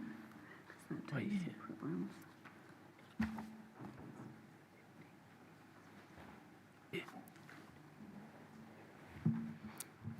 Anyone have any questions with regards to that building fees and charges? Need any further clarification? So essentially, it is just another one where we are recouping the cost that we incur. Mayor, I've just got a question about the War Memorial Centre changes. Yes. For those. It does say that the changes to ensure the fees and charges for 2025 reflect the move to managing the facility commercially as per the decision made in the 3-year plan last year. So it seems the decision that we are sort of revoking now was made in last year's... No, we've always been very, very clear in all our direction around the War Memorial Centre that there needs to be a continued focus on the community use and that needs to be balanced with the commercialisation of the facility. Good, thank you. So I've just, Gemma's just drafting it, but essentially just separating out those two components. So stating that the amendment to the building fees and charges are approved and the amendments to the Napier conferences and events charges are not approved.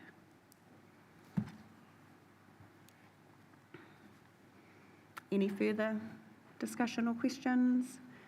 So that brings us to the Hawke's Bay Tourism funding, and again, approving the additional 150,000 for 1 year for that. Councillor Gregg. Through the Mayor, we don't really have a choice on this. No, well, we already have a resolution, so, okay. Right, so that brings us to the conclusion of the components of the officer's recommendation. Like I said, we will take a 10-minute break, and then we have got a few other items that we need to discuss and include in our resolution, so. We'll do it for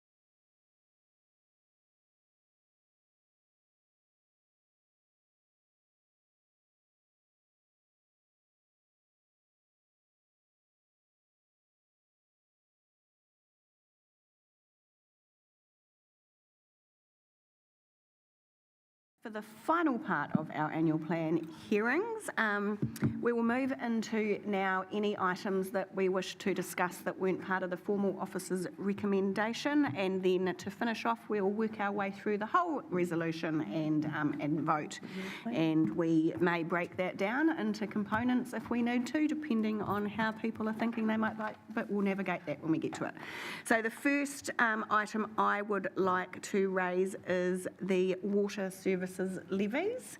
I've circulated an email to all of you earlier this week where we have been advised that these new water services levies are going to be enacted from the 1st of July 2025, which of course has an impact on our budgets, and I'd like to just invite Caroline to talk us through what that looks like. All right, you go. Oh, and Russell? Thank you, Mark.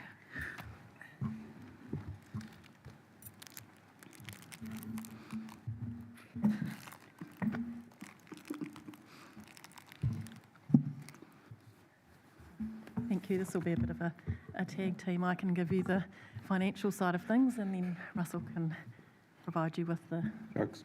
Yeah, the rest. So, Nice, sorry. As you're probably aware, the Water Services Authority proposed, or the government proposed, to introduce a water services levy on councils late last year, and they went out for consultation.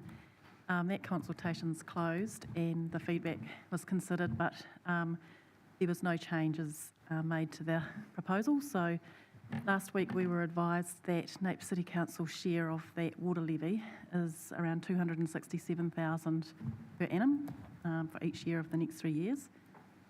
On top of that, the Commerce Commission have been consulting on a regulation levy. So Napier's share of that is around $84,000. The consultation for that has actually been extended by a couple of weeks, and it also requires a bill to be passed later this year. Given the water services levies been ratified, would seem unlikely that the other one, the $84,000 Commerce Commission one, would not go through. So if we were to assume that we need to pay those two items each year, that equates to around $351,000 per annum. We have a couple of options if we want to put this into our budgets for 25-26. We can rate fund it, so then that has an impact on the targeted rates. I think it's around $11.70 per property for the water services proportion and about $3.50 for the Commerce Commission portion. And it also adds to the overall rates increase. So would that be about 0.5%? About a 0.35%.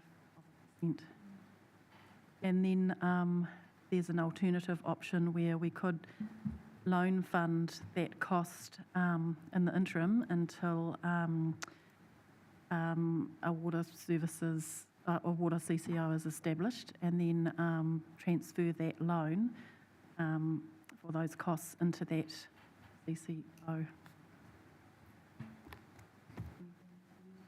No, nothing to add from me, sorry.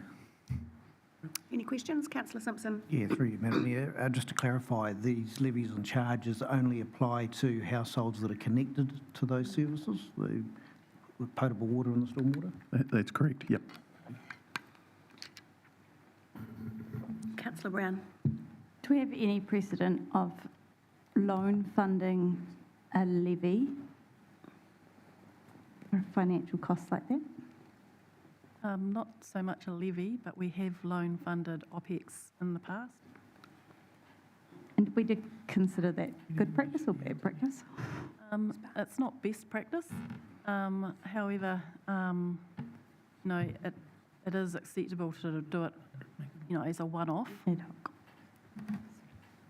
Sorry, through the chair, I guess as well the circumstances around this and the changes around local water's done well in some ways make it easier, because then when we set up a potentially either an internal or separate entity or regional model, then it can transfer across as part of that. Because we are being asked to ring fence things specifically that relate to any other water service. Councillor Simpson. Through you, Madam Mayor, just to take that just a little step further, if we ring fence it or if we loan fund it, is the new entity compulsed to receive that as a cost? Again, probably difficult to answer in detail, but in theory, that everything that relates to water, that's the, I guess, the core of the bill is that everything that relates to water is put into one place and people are charged accordingly. So therefore, any costs associated with any water service delivery model would be ring-fenced, whether that's, say, kept in-house, a single council CCO or a multi-council CCO. But in terms of a multi-council CCO, obviously we're very early, we're still in consultation around that, and the details of how debt, etc., transfers is all yet to be decided. So hence why it's probably a difficult thing to answer at this stage.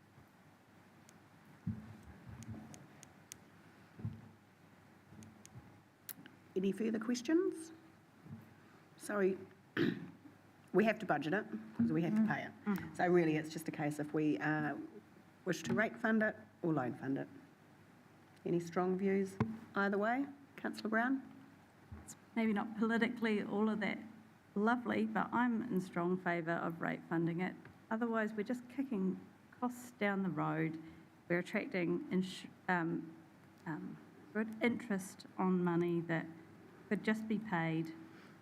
Ratepayers funding, they're going to have to pay it anyway. I just don't know why we would increase the cost to the ratepayers essentially by adding interest to it by loan funding it. And I get it's a little bit of a loophole and we could pass the buck to someone else, but I just think we should bite the bullet and rate it.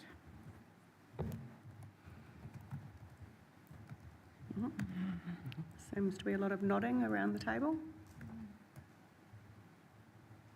Okay, so in terms of popping this into our resolution,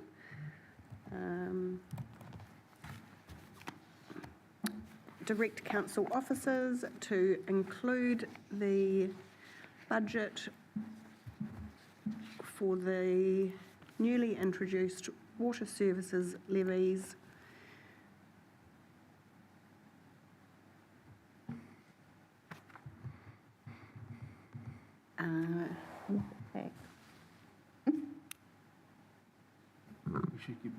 Mayor Wise, can I ask a rating question? I understand, is it, and Caroline may be able to set me straight, there is a line, is there, for water services on people's rates, or do we just split that out separately from the general?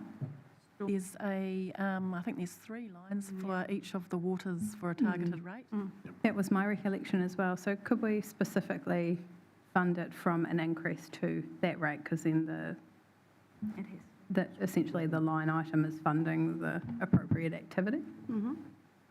Would that be Through the Mayor, we would put it through the budget. The cost would go through the Waters business unit, and then that cost is recouped by way of a targeted rate. So it is included. It would be included in those 3 lines. Yeah, I think that's the most transparent way to do it in my mind. But we don't actually need to include that in the resolution because that's how it would happen anyway. Correct. Yes. Yep. Yes. To be clear, we could say funded by way of targeted rate. Targeted rate, yeah, to be funded by way of the targeted rate. Direct offer council to include the newly introduced, the budget for the newly introduced water services level. But just a question, Kirsten. So, you know how it's got drinking, waste and stormwater? Would you separate those out and add the 256 up into each rate? Yeah. Yeah, be in 3 budget line items. Yeah. Yep. Yeah.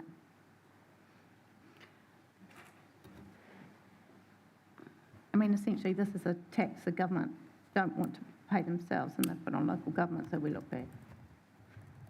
It's basically a user charge for the regulator that will oversee our work. Yep. Yep. Yep. Okay.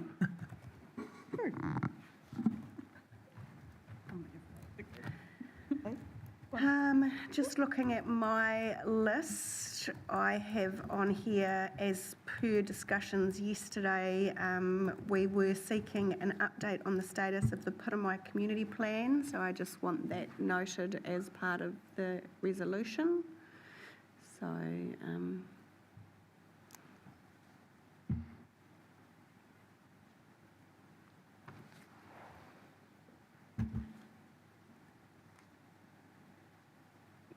yeah, to provide an update on the status of the Piramai Community Plan. I also had a couple of people send through just us wanting to have a look at the Save the Doctoral submission and our ability to assist with some funding for another fenced area, whether there was any budget available within existing, which we might not have anybody here that can answer that question. So it might be an explore in the resolution. I'll open that for discussion because I know there might be some people that aren't of a mind to assist with potentially having another fenced area, which was going to be more at the southern end of Marine Parade for the Save the Doctorals. Councillor Crystal. From what I understood, they were still doing GPS of the nests and stuff, so they basically were raising it with us, but they didn't potentially. Might not be for this year. Yeah. Councillor Brown. What have we got left in our council's project fund? Subject to what we have coming to us tomorrow, there will be in the 25-26 council subjects fund potentially 150,000. Okay. Councillor Greig. Yes, through you, Madam Mayor. I think maybe we need to see the area that they're thinking of fencing off before we approve it, just thinking of public access and things like that. So perhaps nothing included in our resolution, but just ensuring that in our response to their submission, we say that we are happy to have ongoing conversations about investment in future fenced areas. Okay, easy. The Te Awa Community Hub, anyone got any thoughts on that, whether we need to include anything? Councillor Price? I'm supportive of trying to help them get there. I can see where they're coming from. It's, I suppose it's a young community really, starting to grow, and they need something like that. They're really after a bit of land, more so than a building. They talk of fundraising themselves, but there's not a lot of land there. But I think in that, I haven't got the documentation, but there's a corner area. Kennedy and Erickson. But when Kenny and they talk Erickson. about it, It's a park, isn't it? I think at the moment. Okay. It's one of our reserves or our parks at the Yeah, I moment. think it's a reserve. Yeah. Councillor Crown? Yeah, thank you, Madam Mayor. I agree with Councillor Price.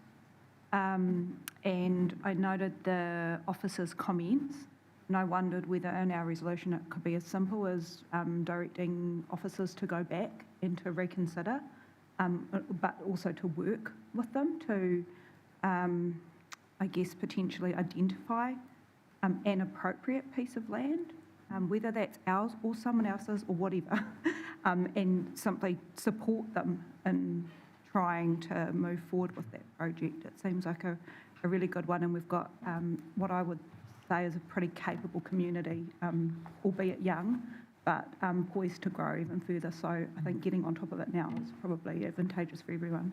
Okay, so direct council officers to engage with the Te Awa community to identify a potential site for a community hub.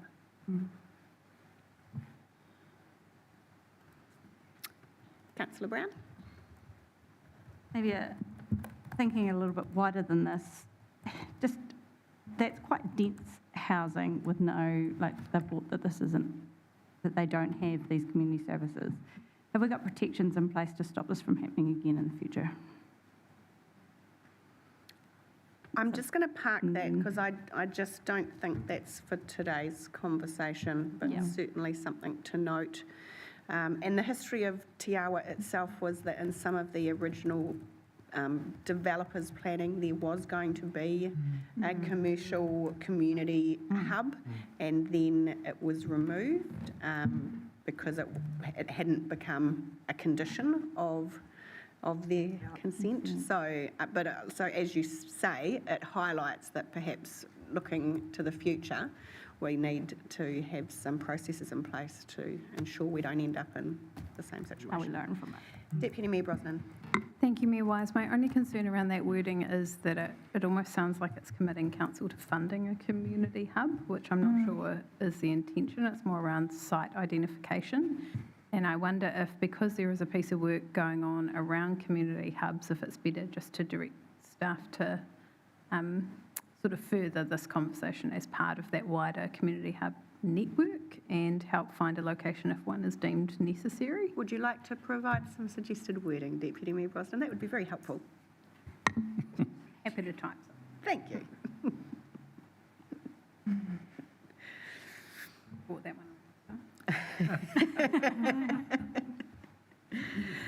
Madam Mayor, I just want to remind council that is a precedent in that we did purchase some land in Maraenui for Te Pihinga, which has been put on the shelf in the last couple of long-term plans. So there was a commitment originally for a community centre to be built there. So the land's there, but nothing has been built on it. Correct. And that's, I think, the clarity that the Deputy Mayor has asked for, because we are not making a commitment to build a community hub for them. We're just making a commitment to engage in a conversation with the wider community hub conversation. And I think our submitter yesterday was quite clear there was no expectation for council to fund the build of the hub. They were more seeking assistance of identifying a potential site. But I think if we just keep the wording at quite a high level, so we don't raise any expectations, then that would be, it would be good.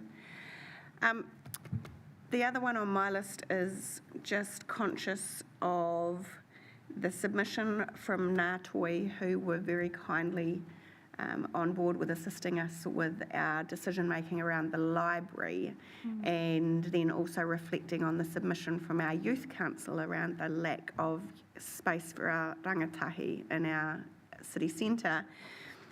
And perhaps, again, just redirecting Ngātoi to make an application to our council project fund for potentially us to support them with the blank canvas space, to have some sort of dedicated space in there for our rangatahi, whatever that might look like, but not putting it in here as a funding allocation, but just sort of suggesting to them that they apply to our council projects fund, which will then be considered as a separate decision-making process.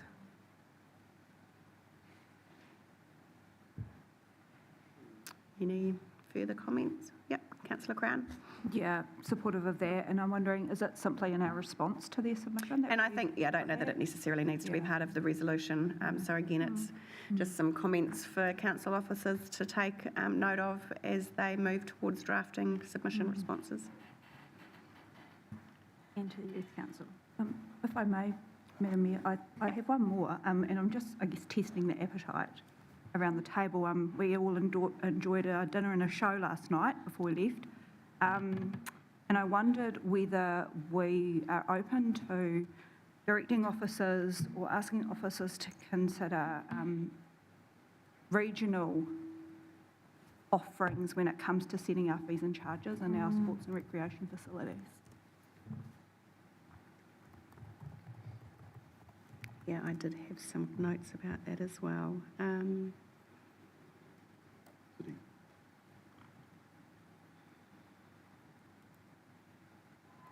So you're suggesting a review of the regional fees and charges? Sorry, can you just sort of...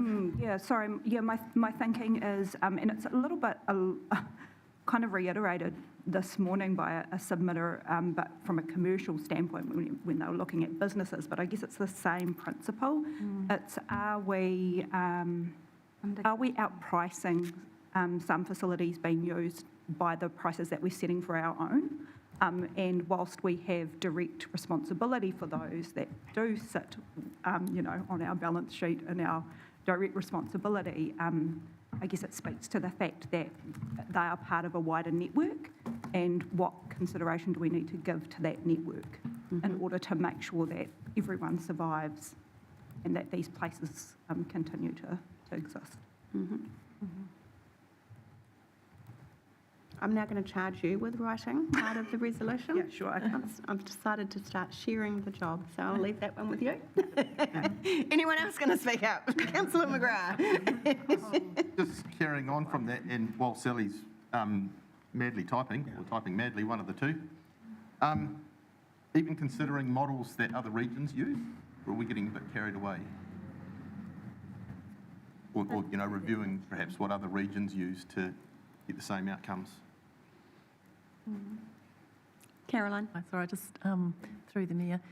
We're launching into our revenue and financing policy review shortly, and part of that assesses the public-private benefits for each of our activities. And so when we do that, we need to assess what portion we want to recover from fees and charges, for example, for certain activities. So that would include the likes of Centennial Hall? Yes. So that could be an opportunity through that process to actually do some comparisons around what other regional facilities of the same ilk are charging. And So as part of our analysis, when we start modelling that and when we've worked out what we need to recover, we would consider that. Okay.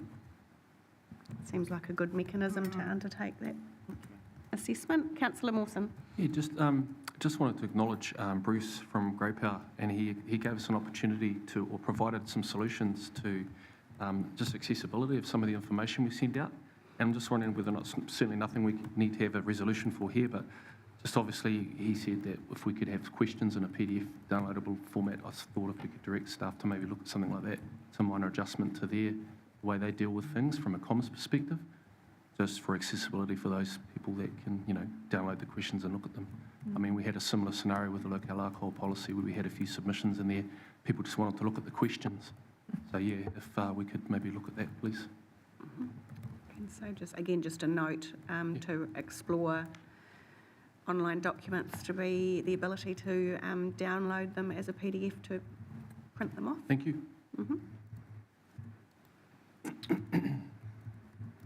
Councillor Simpson, you mentioned to me that you had... Yeah, through you, Madam Mayor. We had a number of submissions indicating difficulty with parking at the Taradale Library. And I'm wondering whether officers could investigate including some short-term parking by the entrance of the library off White Street in Taradale. General support for that around the table? Yeah, good idea. Yep. So that's a pretty easy one, direct council officers to investigate. And we will make this part of the resolution. Faraday as well. An option. We can't do it. Is there one? Yeah. To explore The land next door. No, street. the introduction of time limit. Do you mean meter it? How do you want to do it in Taradale? No, you'd have it. On it's on the roadside Yeah, 30 minutes. near the Taradale Library.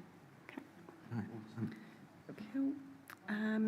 Deputy Mayor Brosnan, you had something that you wanted to... Oh, relate. Where are my notes?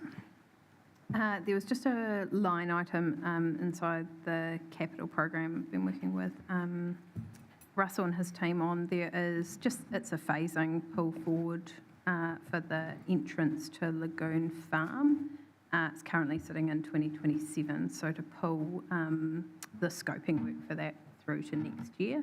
I think there is a need to get that second entrance into the park probably started sooner rather than later with the earthworks planned, especially in light of the 4-laning at the other end, which might impact our entrance facilities at the other end. So just I think it's 500,000 of a 900,000 line item to pull forward for the scoping work into this coming year rather than the year after.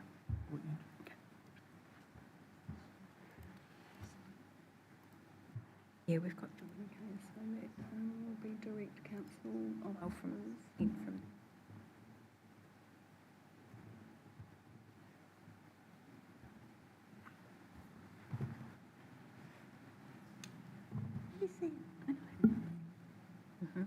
And what exactly was it for, sorry? Lagoon Farm entrance. It is the roundabout entrance. So Lagoon Farm roundabout entrance? Would you like me to write something and send it? If you don't mind. Okay. Any, all right there. Councillor McGrath. Yeah, through you, Madam Chair. I just want to back the truck up a little bit if we're talking about car parking, perhaps for the Taradale Library. There's been a couple of comments made about the parking for the Faraday Centre as well. Probably perhaps worth looking at both if we're out in the Both of them? doing it. Okay, we can pop that into the same part of the resolution. This one. He's going to present. You want us to backtrack? Put on the back of the Ram, buddy. The truck up. You're right on the gas first. Okay, anybody have anything else on their list of other items? Sorry, just one other quick one. There was a request to reinstate the resilient rate. I thought that had merit. Yeah. Reinstate the what? And I'd be interested in the table's view. I know it is a rate increase, but it's also responding to submissions that were raised. So I think we've already won. Just one. Yeah. But I think his points were well made. I think they were very well made, bearing in mind we have now got $100,000 in that ring-fenced resilience rate that we're not passing across to the regional council. We may end up using some of it for the regional council, but we also may not. So we have sort of by default increased what's available in that resilience rate through that process. My only sort of ongoing thought around the resilience rate is I thought we were, I can't remember what it was, $1 or something like that, per rating unit would go into this fund sort of regularly with that sort of insurance for future events focus. And if we've removed it this year, are we planning on reinstating it?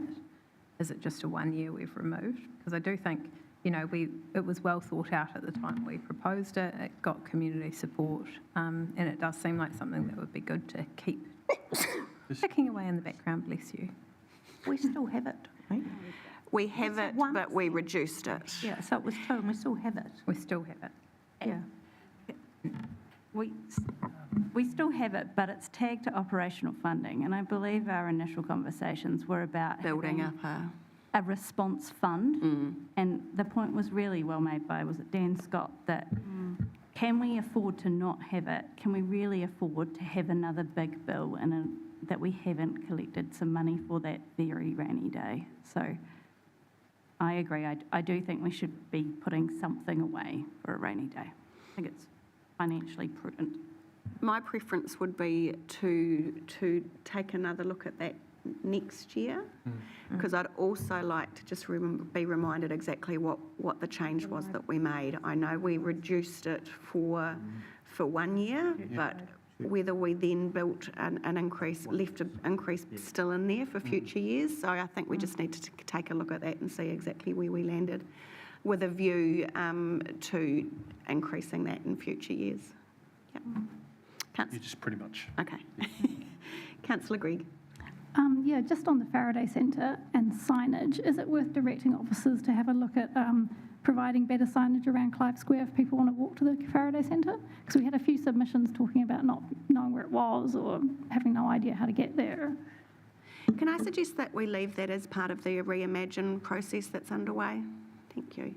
Councillor Crown. Sorry, I was actually going to suggest that we wrap that up in the Emerson project, which is Yeah, Yeah. yeah.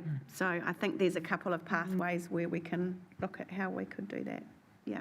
Councillor Bogue. Just another issue that came up with regards to the inaccessibility or the difficulty that people had getting to the Taradale Library, and it was where the bus stops are, some distance away from there. Councillor Simpson and I had a look at sort of the Google map and where the buses stop, and we were wondering if the officers could just have a look at the feasibility of having a bus to and from Napier stop on Church Road.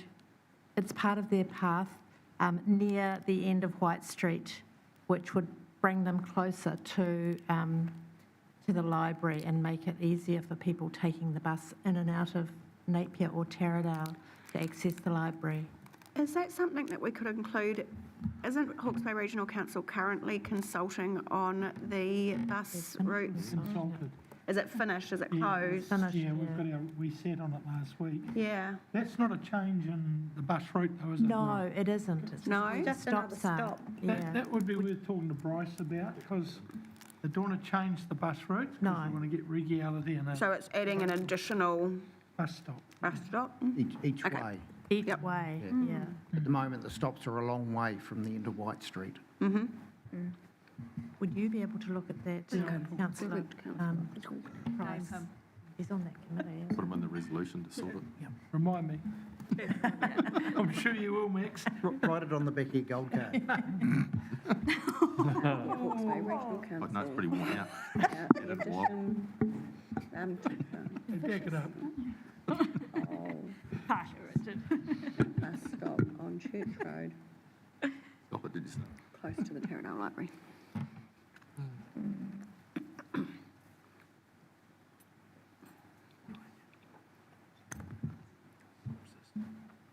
Anything else? Councillor Brown. Can I just get 100% clarification? So we had around our climate action budget, so we had 100,000 in the account, in our budget. Can I just check that the full 100,000 is still in there for action towards climate adaptation and mitigation? I don't think it was retained. It has, so through the Mayor, the climate action budget, 100,000 of it has been repurposed to help fund the Well, it wasn't specifically to help fund anything, it was operational savings. overall operational Yeah. savings. That was, yeah, it was, we did not, and the resolution that we had at the time was not to retain it. That's my recollection. Oh, my understanding was that we were retaining the funding and putting it towards our own climate action, that we were not stepping away from climate action, we were stepping away from the committee. We'll have to go back and check the resolution. Yeah, I'll look it up. The money's not in. Within existing. Yeah. I'll look it up. Councillor Price. I just, can't think of his name, the engineer that gave us a whole lot of figures on Mark, please. Plested, on the aquarium. Do we, I'm still trying to get my head around it actually, but do we answer that or? I think we will end up answering some of that specifically. Yeah, okay. Yep. Thank you. And also, did we send, the regional sports park, their response? I know we talked to them about the 3-year. So we'll include that Yeah. in the response to them redirecting them to the 3-year service 3-year. agreement. Yep. And Elaine? Is that? Just raised. I think again that the response to Pandaland will be that we're moving into the next phase of the reimagine process for the aquarium, which is a business case considering the 3 scenarios, and there may be an opportunity for further engagement through that process. For you, Mayor Wise, my only concern is why is it linked to the aquarium? Is it just their mechanism for having raised it with us? It seems not linked, and I just wonder if our officers' response could be more like, if they would like to put a proposal to us for a particular lease on a piece of, say, foreshore reserve, we could investigate that, but we don't see it as part of the aquarium's future. That's a very valid So again, some guidance around the officer's response there.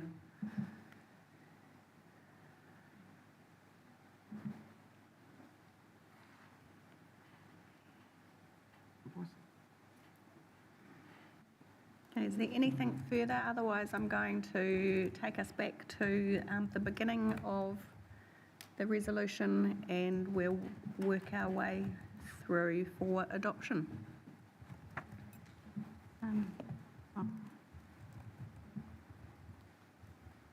And we'll, I think, bring it up on the screen so that we can all see what it is that we're voting on.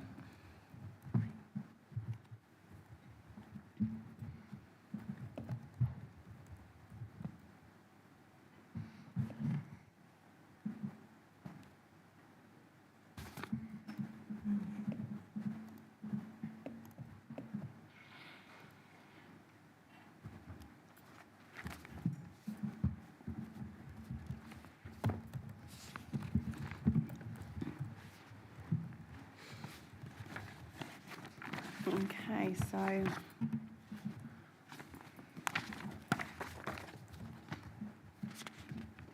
I think if we work our way through them and anyone indicate to me if there's anything they want taken separately, so that we can then, we'll get to a position where if there's a group of them that we can vote on collectively, that we'll do that, and then we'll circle back to any of the ones that we've had an indication they need to be separated out. So A and B, obviously, we discussed earlier, was receiving the submissions and petitions. Part C, the first part of that is the National Aquarium. Is there anyone wishing to keep that as a separate item?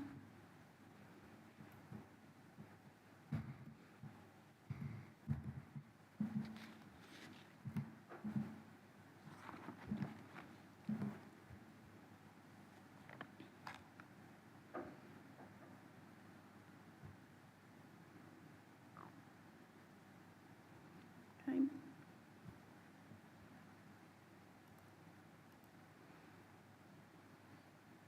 Happy to move to the eyesight.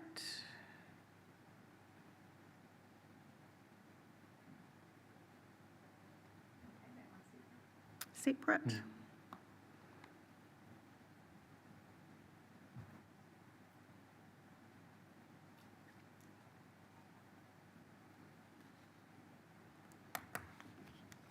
Part 2.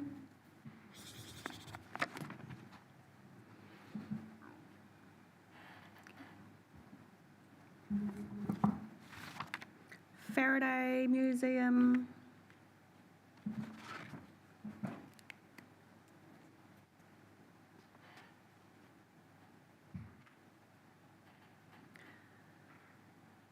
Interim closure of the Napier Library, where I just wanted to take a quick look in here. Just the wording around the volunteer-based, to build a volunteer base.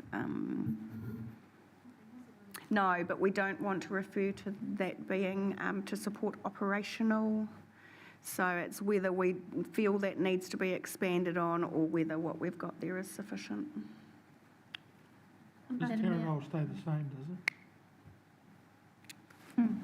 it? We could include in there that Taradale's hours, are unchanged. Although this really is just about the Napier Library, so I don't think we need to. Yeah. Just a little thing.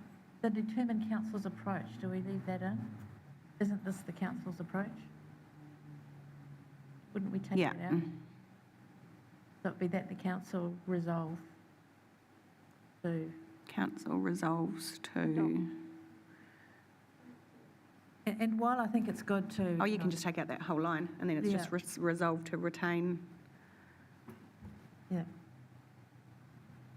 While I think it's good to sort of put things together and vote for them together, I think it might be helpful for our submitters and those who are watching and listening to just get a bit of a feel for each one of those suggestions that we've made on each one of these assets in terms of rather than us voting for them all together, just have one speaker perhaps on each one, just the rationale for why we arrived at this particular decision, or is that going to make it too long? And I'd be open to views. I think that we've discussed it out. these at length already. I don't feel that we need to, unless someone, if someone's particularly passionate about one that they want to speak about, but I think that everyone's been very good at offering their thoughts and views throughout the course of the last 2 days. okay. Yeah. Okay. So everyone's happy for that to be included in the overall vote. Redcliffe Transfer Station. Significance and engagement policy. The coastal hazards. And we'll just do a quick check of what that wording ended up looking like.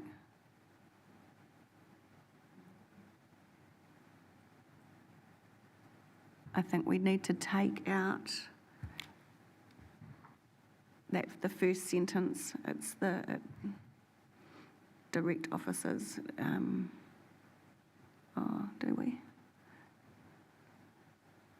Yeah, take out that.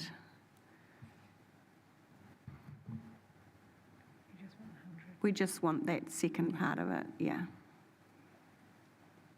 Just from note down. Yeah. Okay. Is it subject to further information?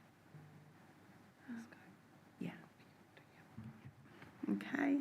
The Three Waters Capital Program, no change to the officer's recommendation. Fees and charges was adopt that. Increase to that. Note that the amendment are approved, are not approved. Yep. So no changes to that. No one wanting to vote on that separately. Just wondered for the last sentence there, in the body section 2.8, I mean, where's 2.8 if somebody reads this? It may not mean anything to them if they don't know how to find 2.8 or... In the fees and charges section. Or was it? Reference the report. Even if you just describe what the amendments are in general.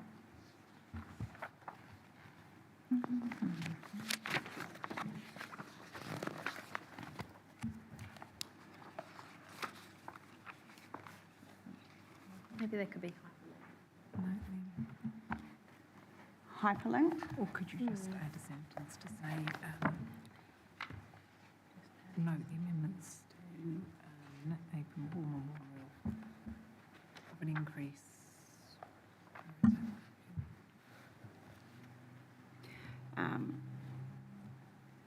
Could just be note the amendments in the attached schedule for the Napier War Memorial Centre, Napier conferences and events being a change to the community discount rate. Yeah. Should it say the fees schedule? Schedules of The fees and fees- charges it fees is. and charges, yeah. That's what it's called on the thing. It should. We'll just deal with one part of it at a time. Yeah. Gemma needs to. Give us a little, Gemma, do you want these details to share? Being a change to the community discount rate are not approved. I'd take out all of that and just are not approved. yeah, Yeah. thanks, yeah. And I think the building fees and charges online lodgement fee, so that explains what that one related to. So happy with that? Yep, great. Then we've got the Hawke's Bay Tourism. I think you just might want to clarify no additional funding. Oh, yeah, that we need to leave. Oh, no, that's still there. No funding has been included in later years. Yeah, I just wonder whether it confuse people because you've still got the base funding but not the additional 150. I thought we didn't have any of that. We've still got. Can you confirm what funding we've got for tourism? So we had 300,000 in there for Hawke's Bay Tourism. That forms our baseline budget for the next year. Okay. And then it's the extra 150,000 that we've added on top that we do not have budgeted. So if we just change that to, this 150,000 funding has not been included in later years.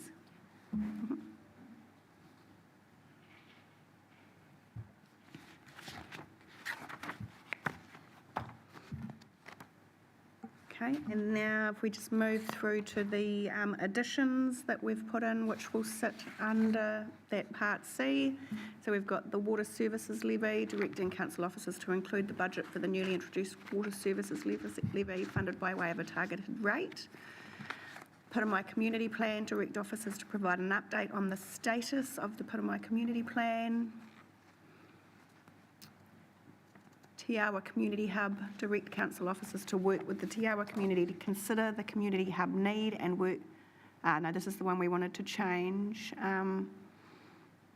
to work with the Te Awa community as part of the citywide community hub work program. And delete the rest of it.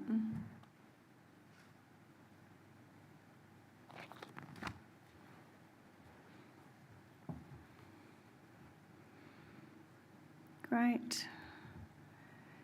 Regional sports facilities, direct officers to undertake a cost comparison across the network of regional sports and recreation facilities for us to consider in setting of fees and charges as part of our review of our revenue and financing policy. Yep.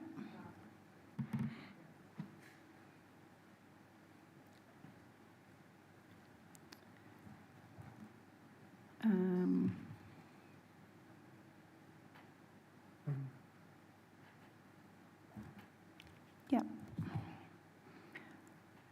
Parking, time-limited parking in the roadside near the Taradale Library and the Faraday Museum of Technology. Better get the name right.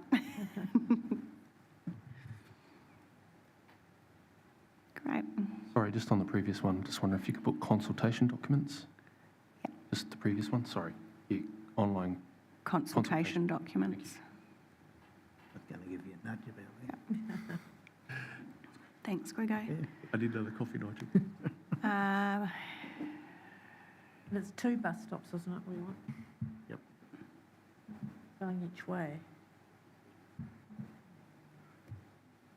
So we just make it of bus stops. Maybe it may not be addition, it might be the placement of the appropriate placement of 2 bus stops on Church Road. It might just be a matter of moving one that's already there rather than creating another one. Yeah. It's on White Street, isn't it? White Street. Yeah, so In the if library, it's but yeah. Church, if they're already going down Church Road, yeah, near that corner. Yeah, okay, that's a good tweak. Lagoon Farm, to pull forward. Entrance. Yep. Okay, I think that's captured everything, and then Part H and J as is in our report. So if we're all happy, we've just separated out the eyesight. Other than that, we're going to be voting in bulk. Can I just have? Yep.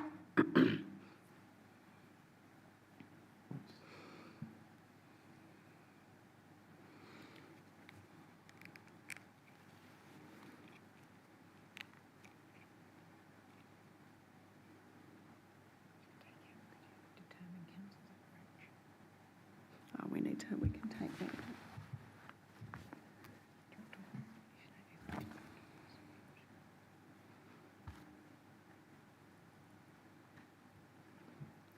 We need to, I think. Yeah, we can take it.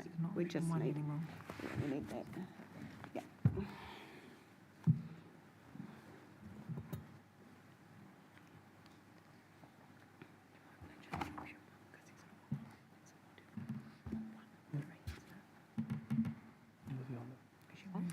okay, let's, we'll remove the reference to option 1 because it's actually sort of a modified, so I think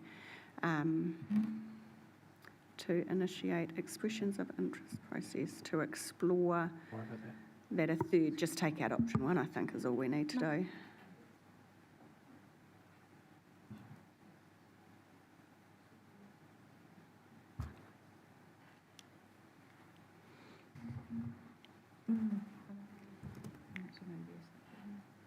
Oh, well, if you want to.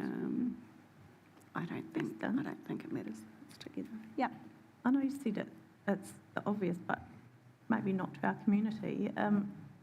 In the meantime, the status quo applies because it will until any of these things come back to us. I feel like people won't understand that it's staying there until these come. So happy for you to provide the words for that, Councillor Crystal? What I said. In the interim, the status quo.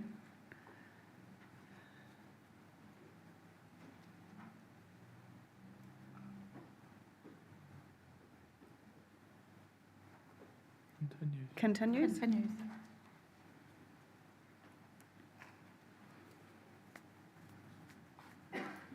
Through you, Madam Mayor, do we need an expectation of officers reporting back to council before proceeding with any proposal? What's the next decision, Gateway? Yeah. This to be brought back to council for a decision. Yeah, and this to be brought back to council for... After the first sentence, Gemma, just add that in, and this to be brought back to council for a decision. So, and then separate out the further. Okay, So at the end of that first yeah. sentence. So and here to be brought back to council. This to be brought back to council for a decision.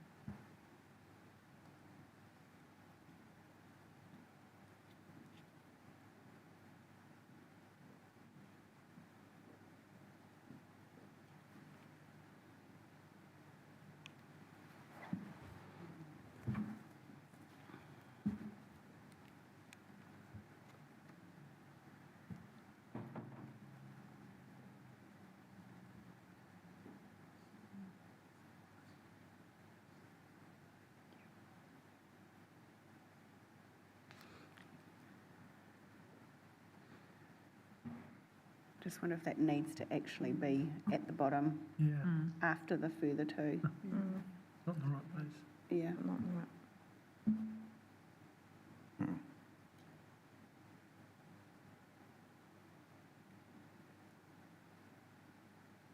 There's two decision points, isn't there? Yeah. Expressions of interest, and then if there is something, then you would want to look at what you do in the lease if they move out. Yeah. So do you think the wording's okay for that?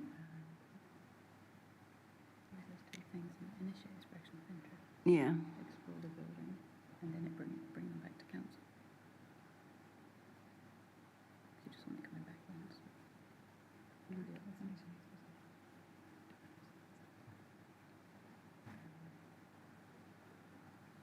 I think it is all part and parcel of one process. Yeah. Yeah.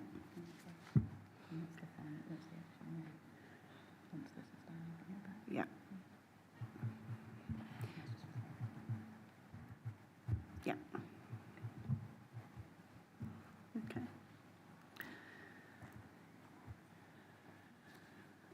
So, it's outside of the eyesight part of the resolution. I'm happy to move from the chair, the balance of what we've just reviewed. If I could have a seconder. Thank you, Councillor Crown.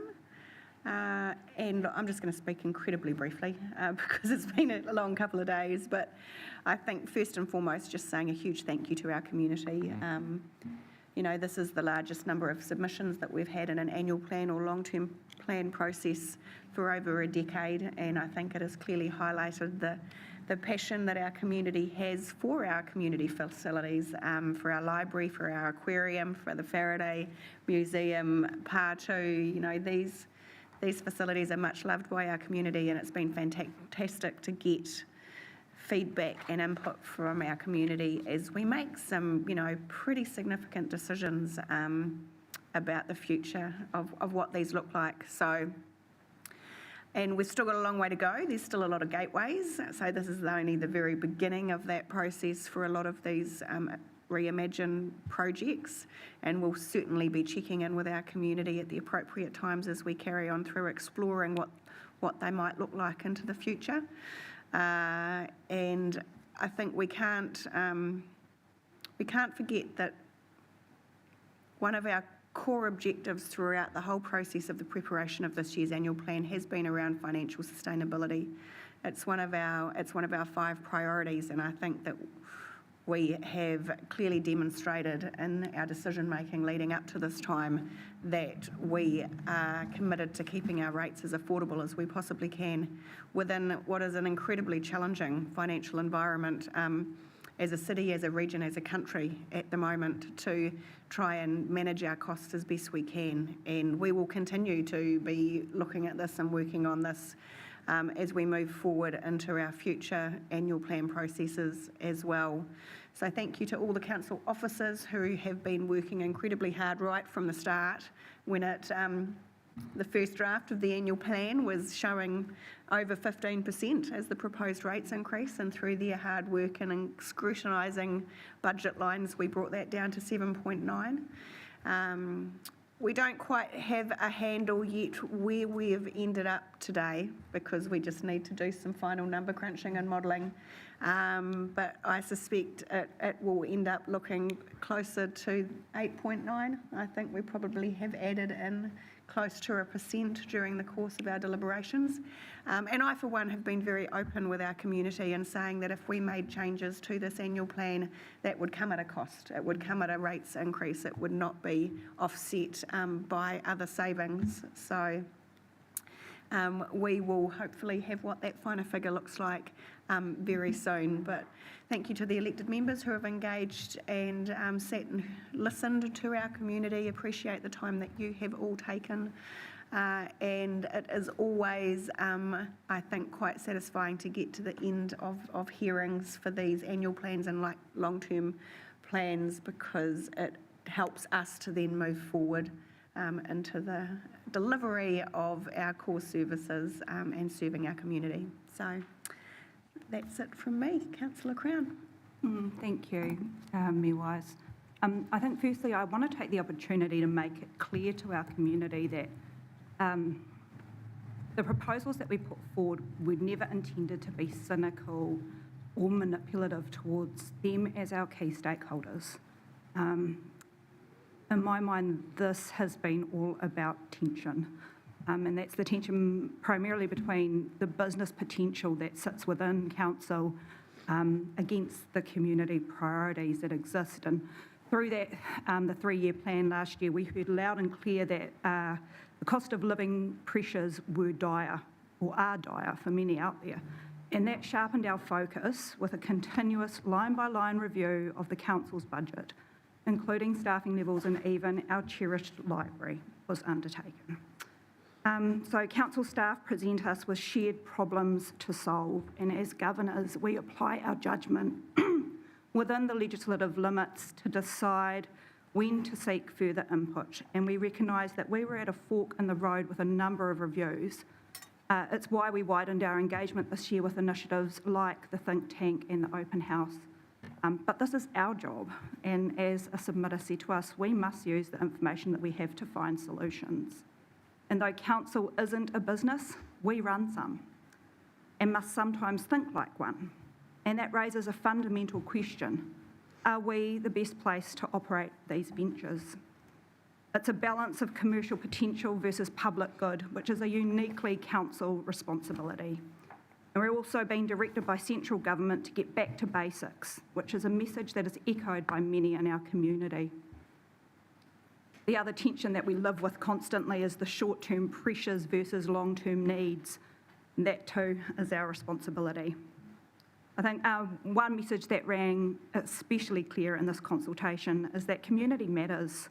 In tough economic times, people deeply value connection, shared spaces, places where anyone and everyone are welcome. empathy and care for others came through strongly.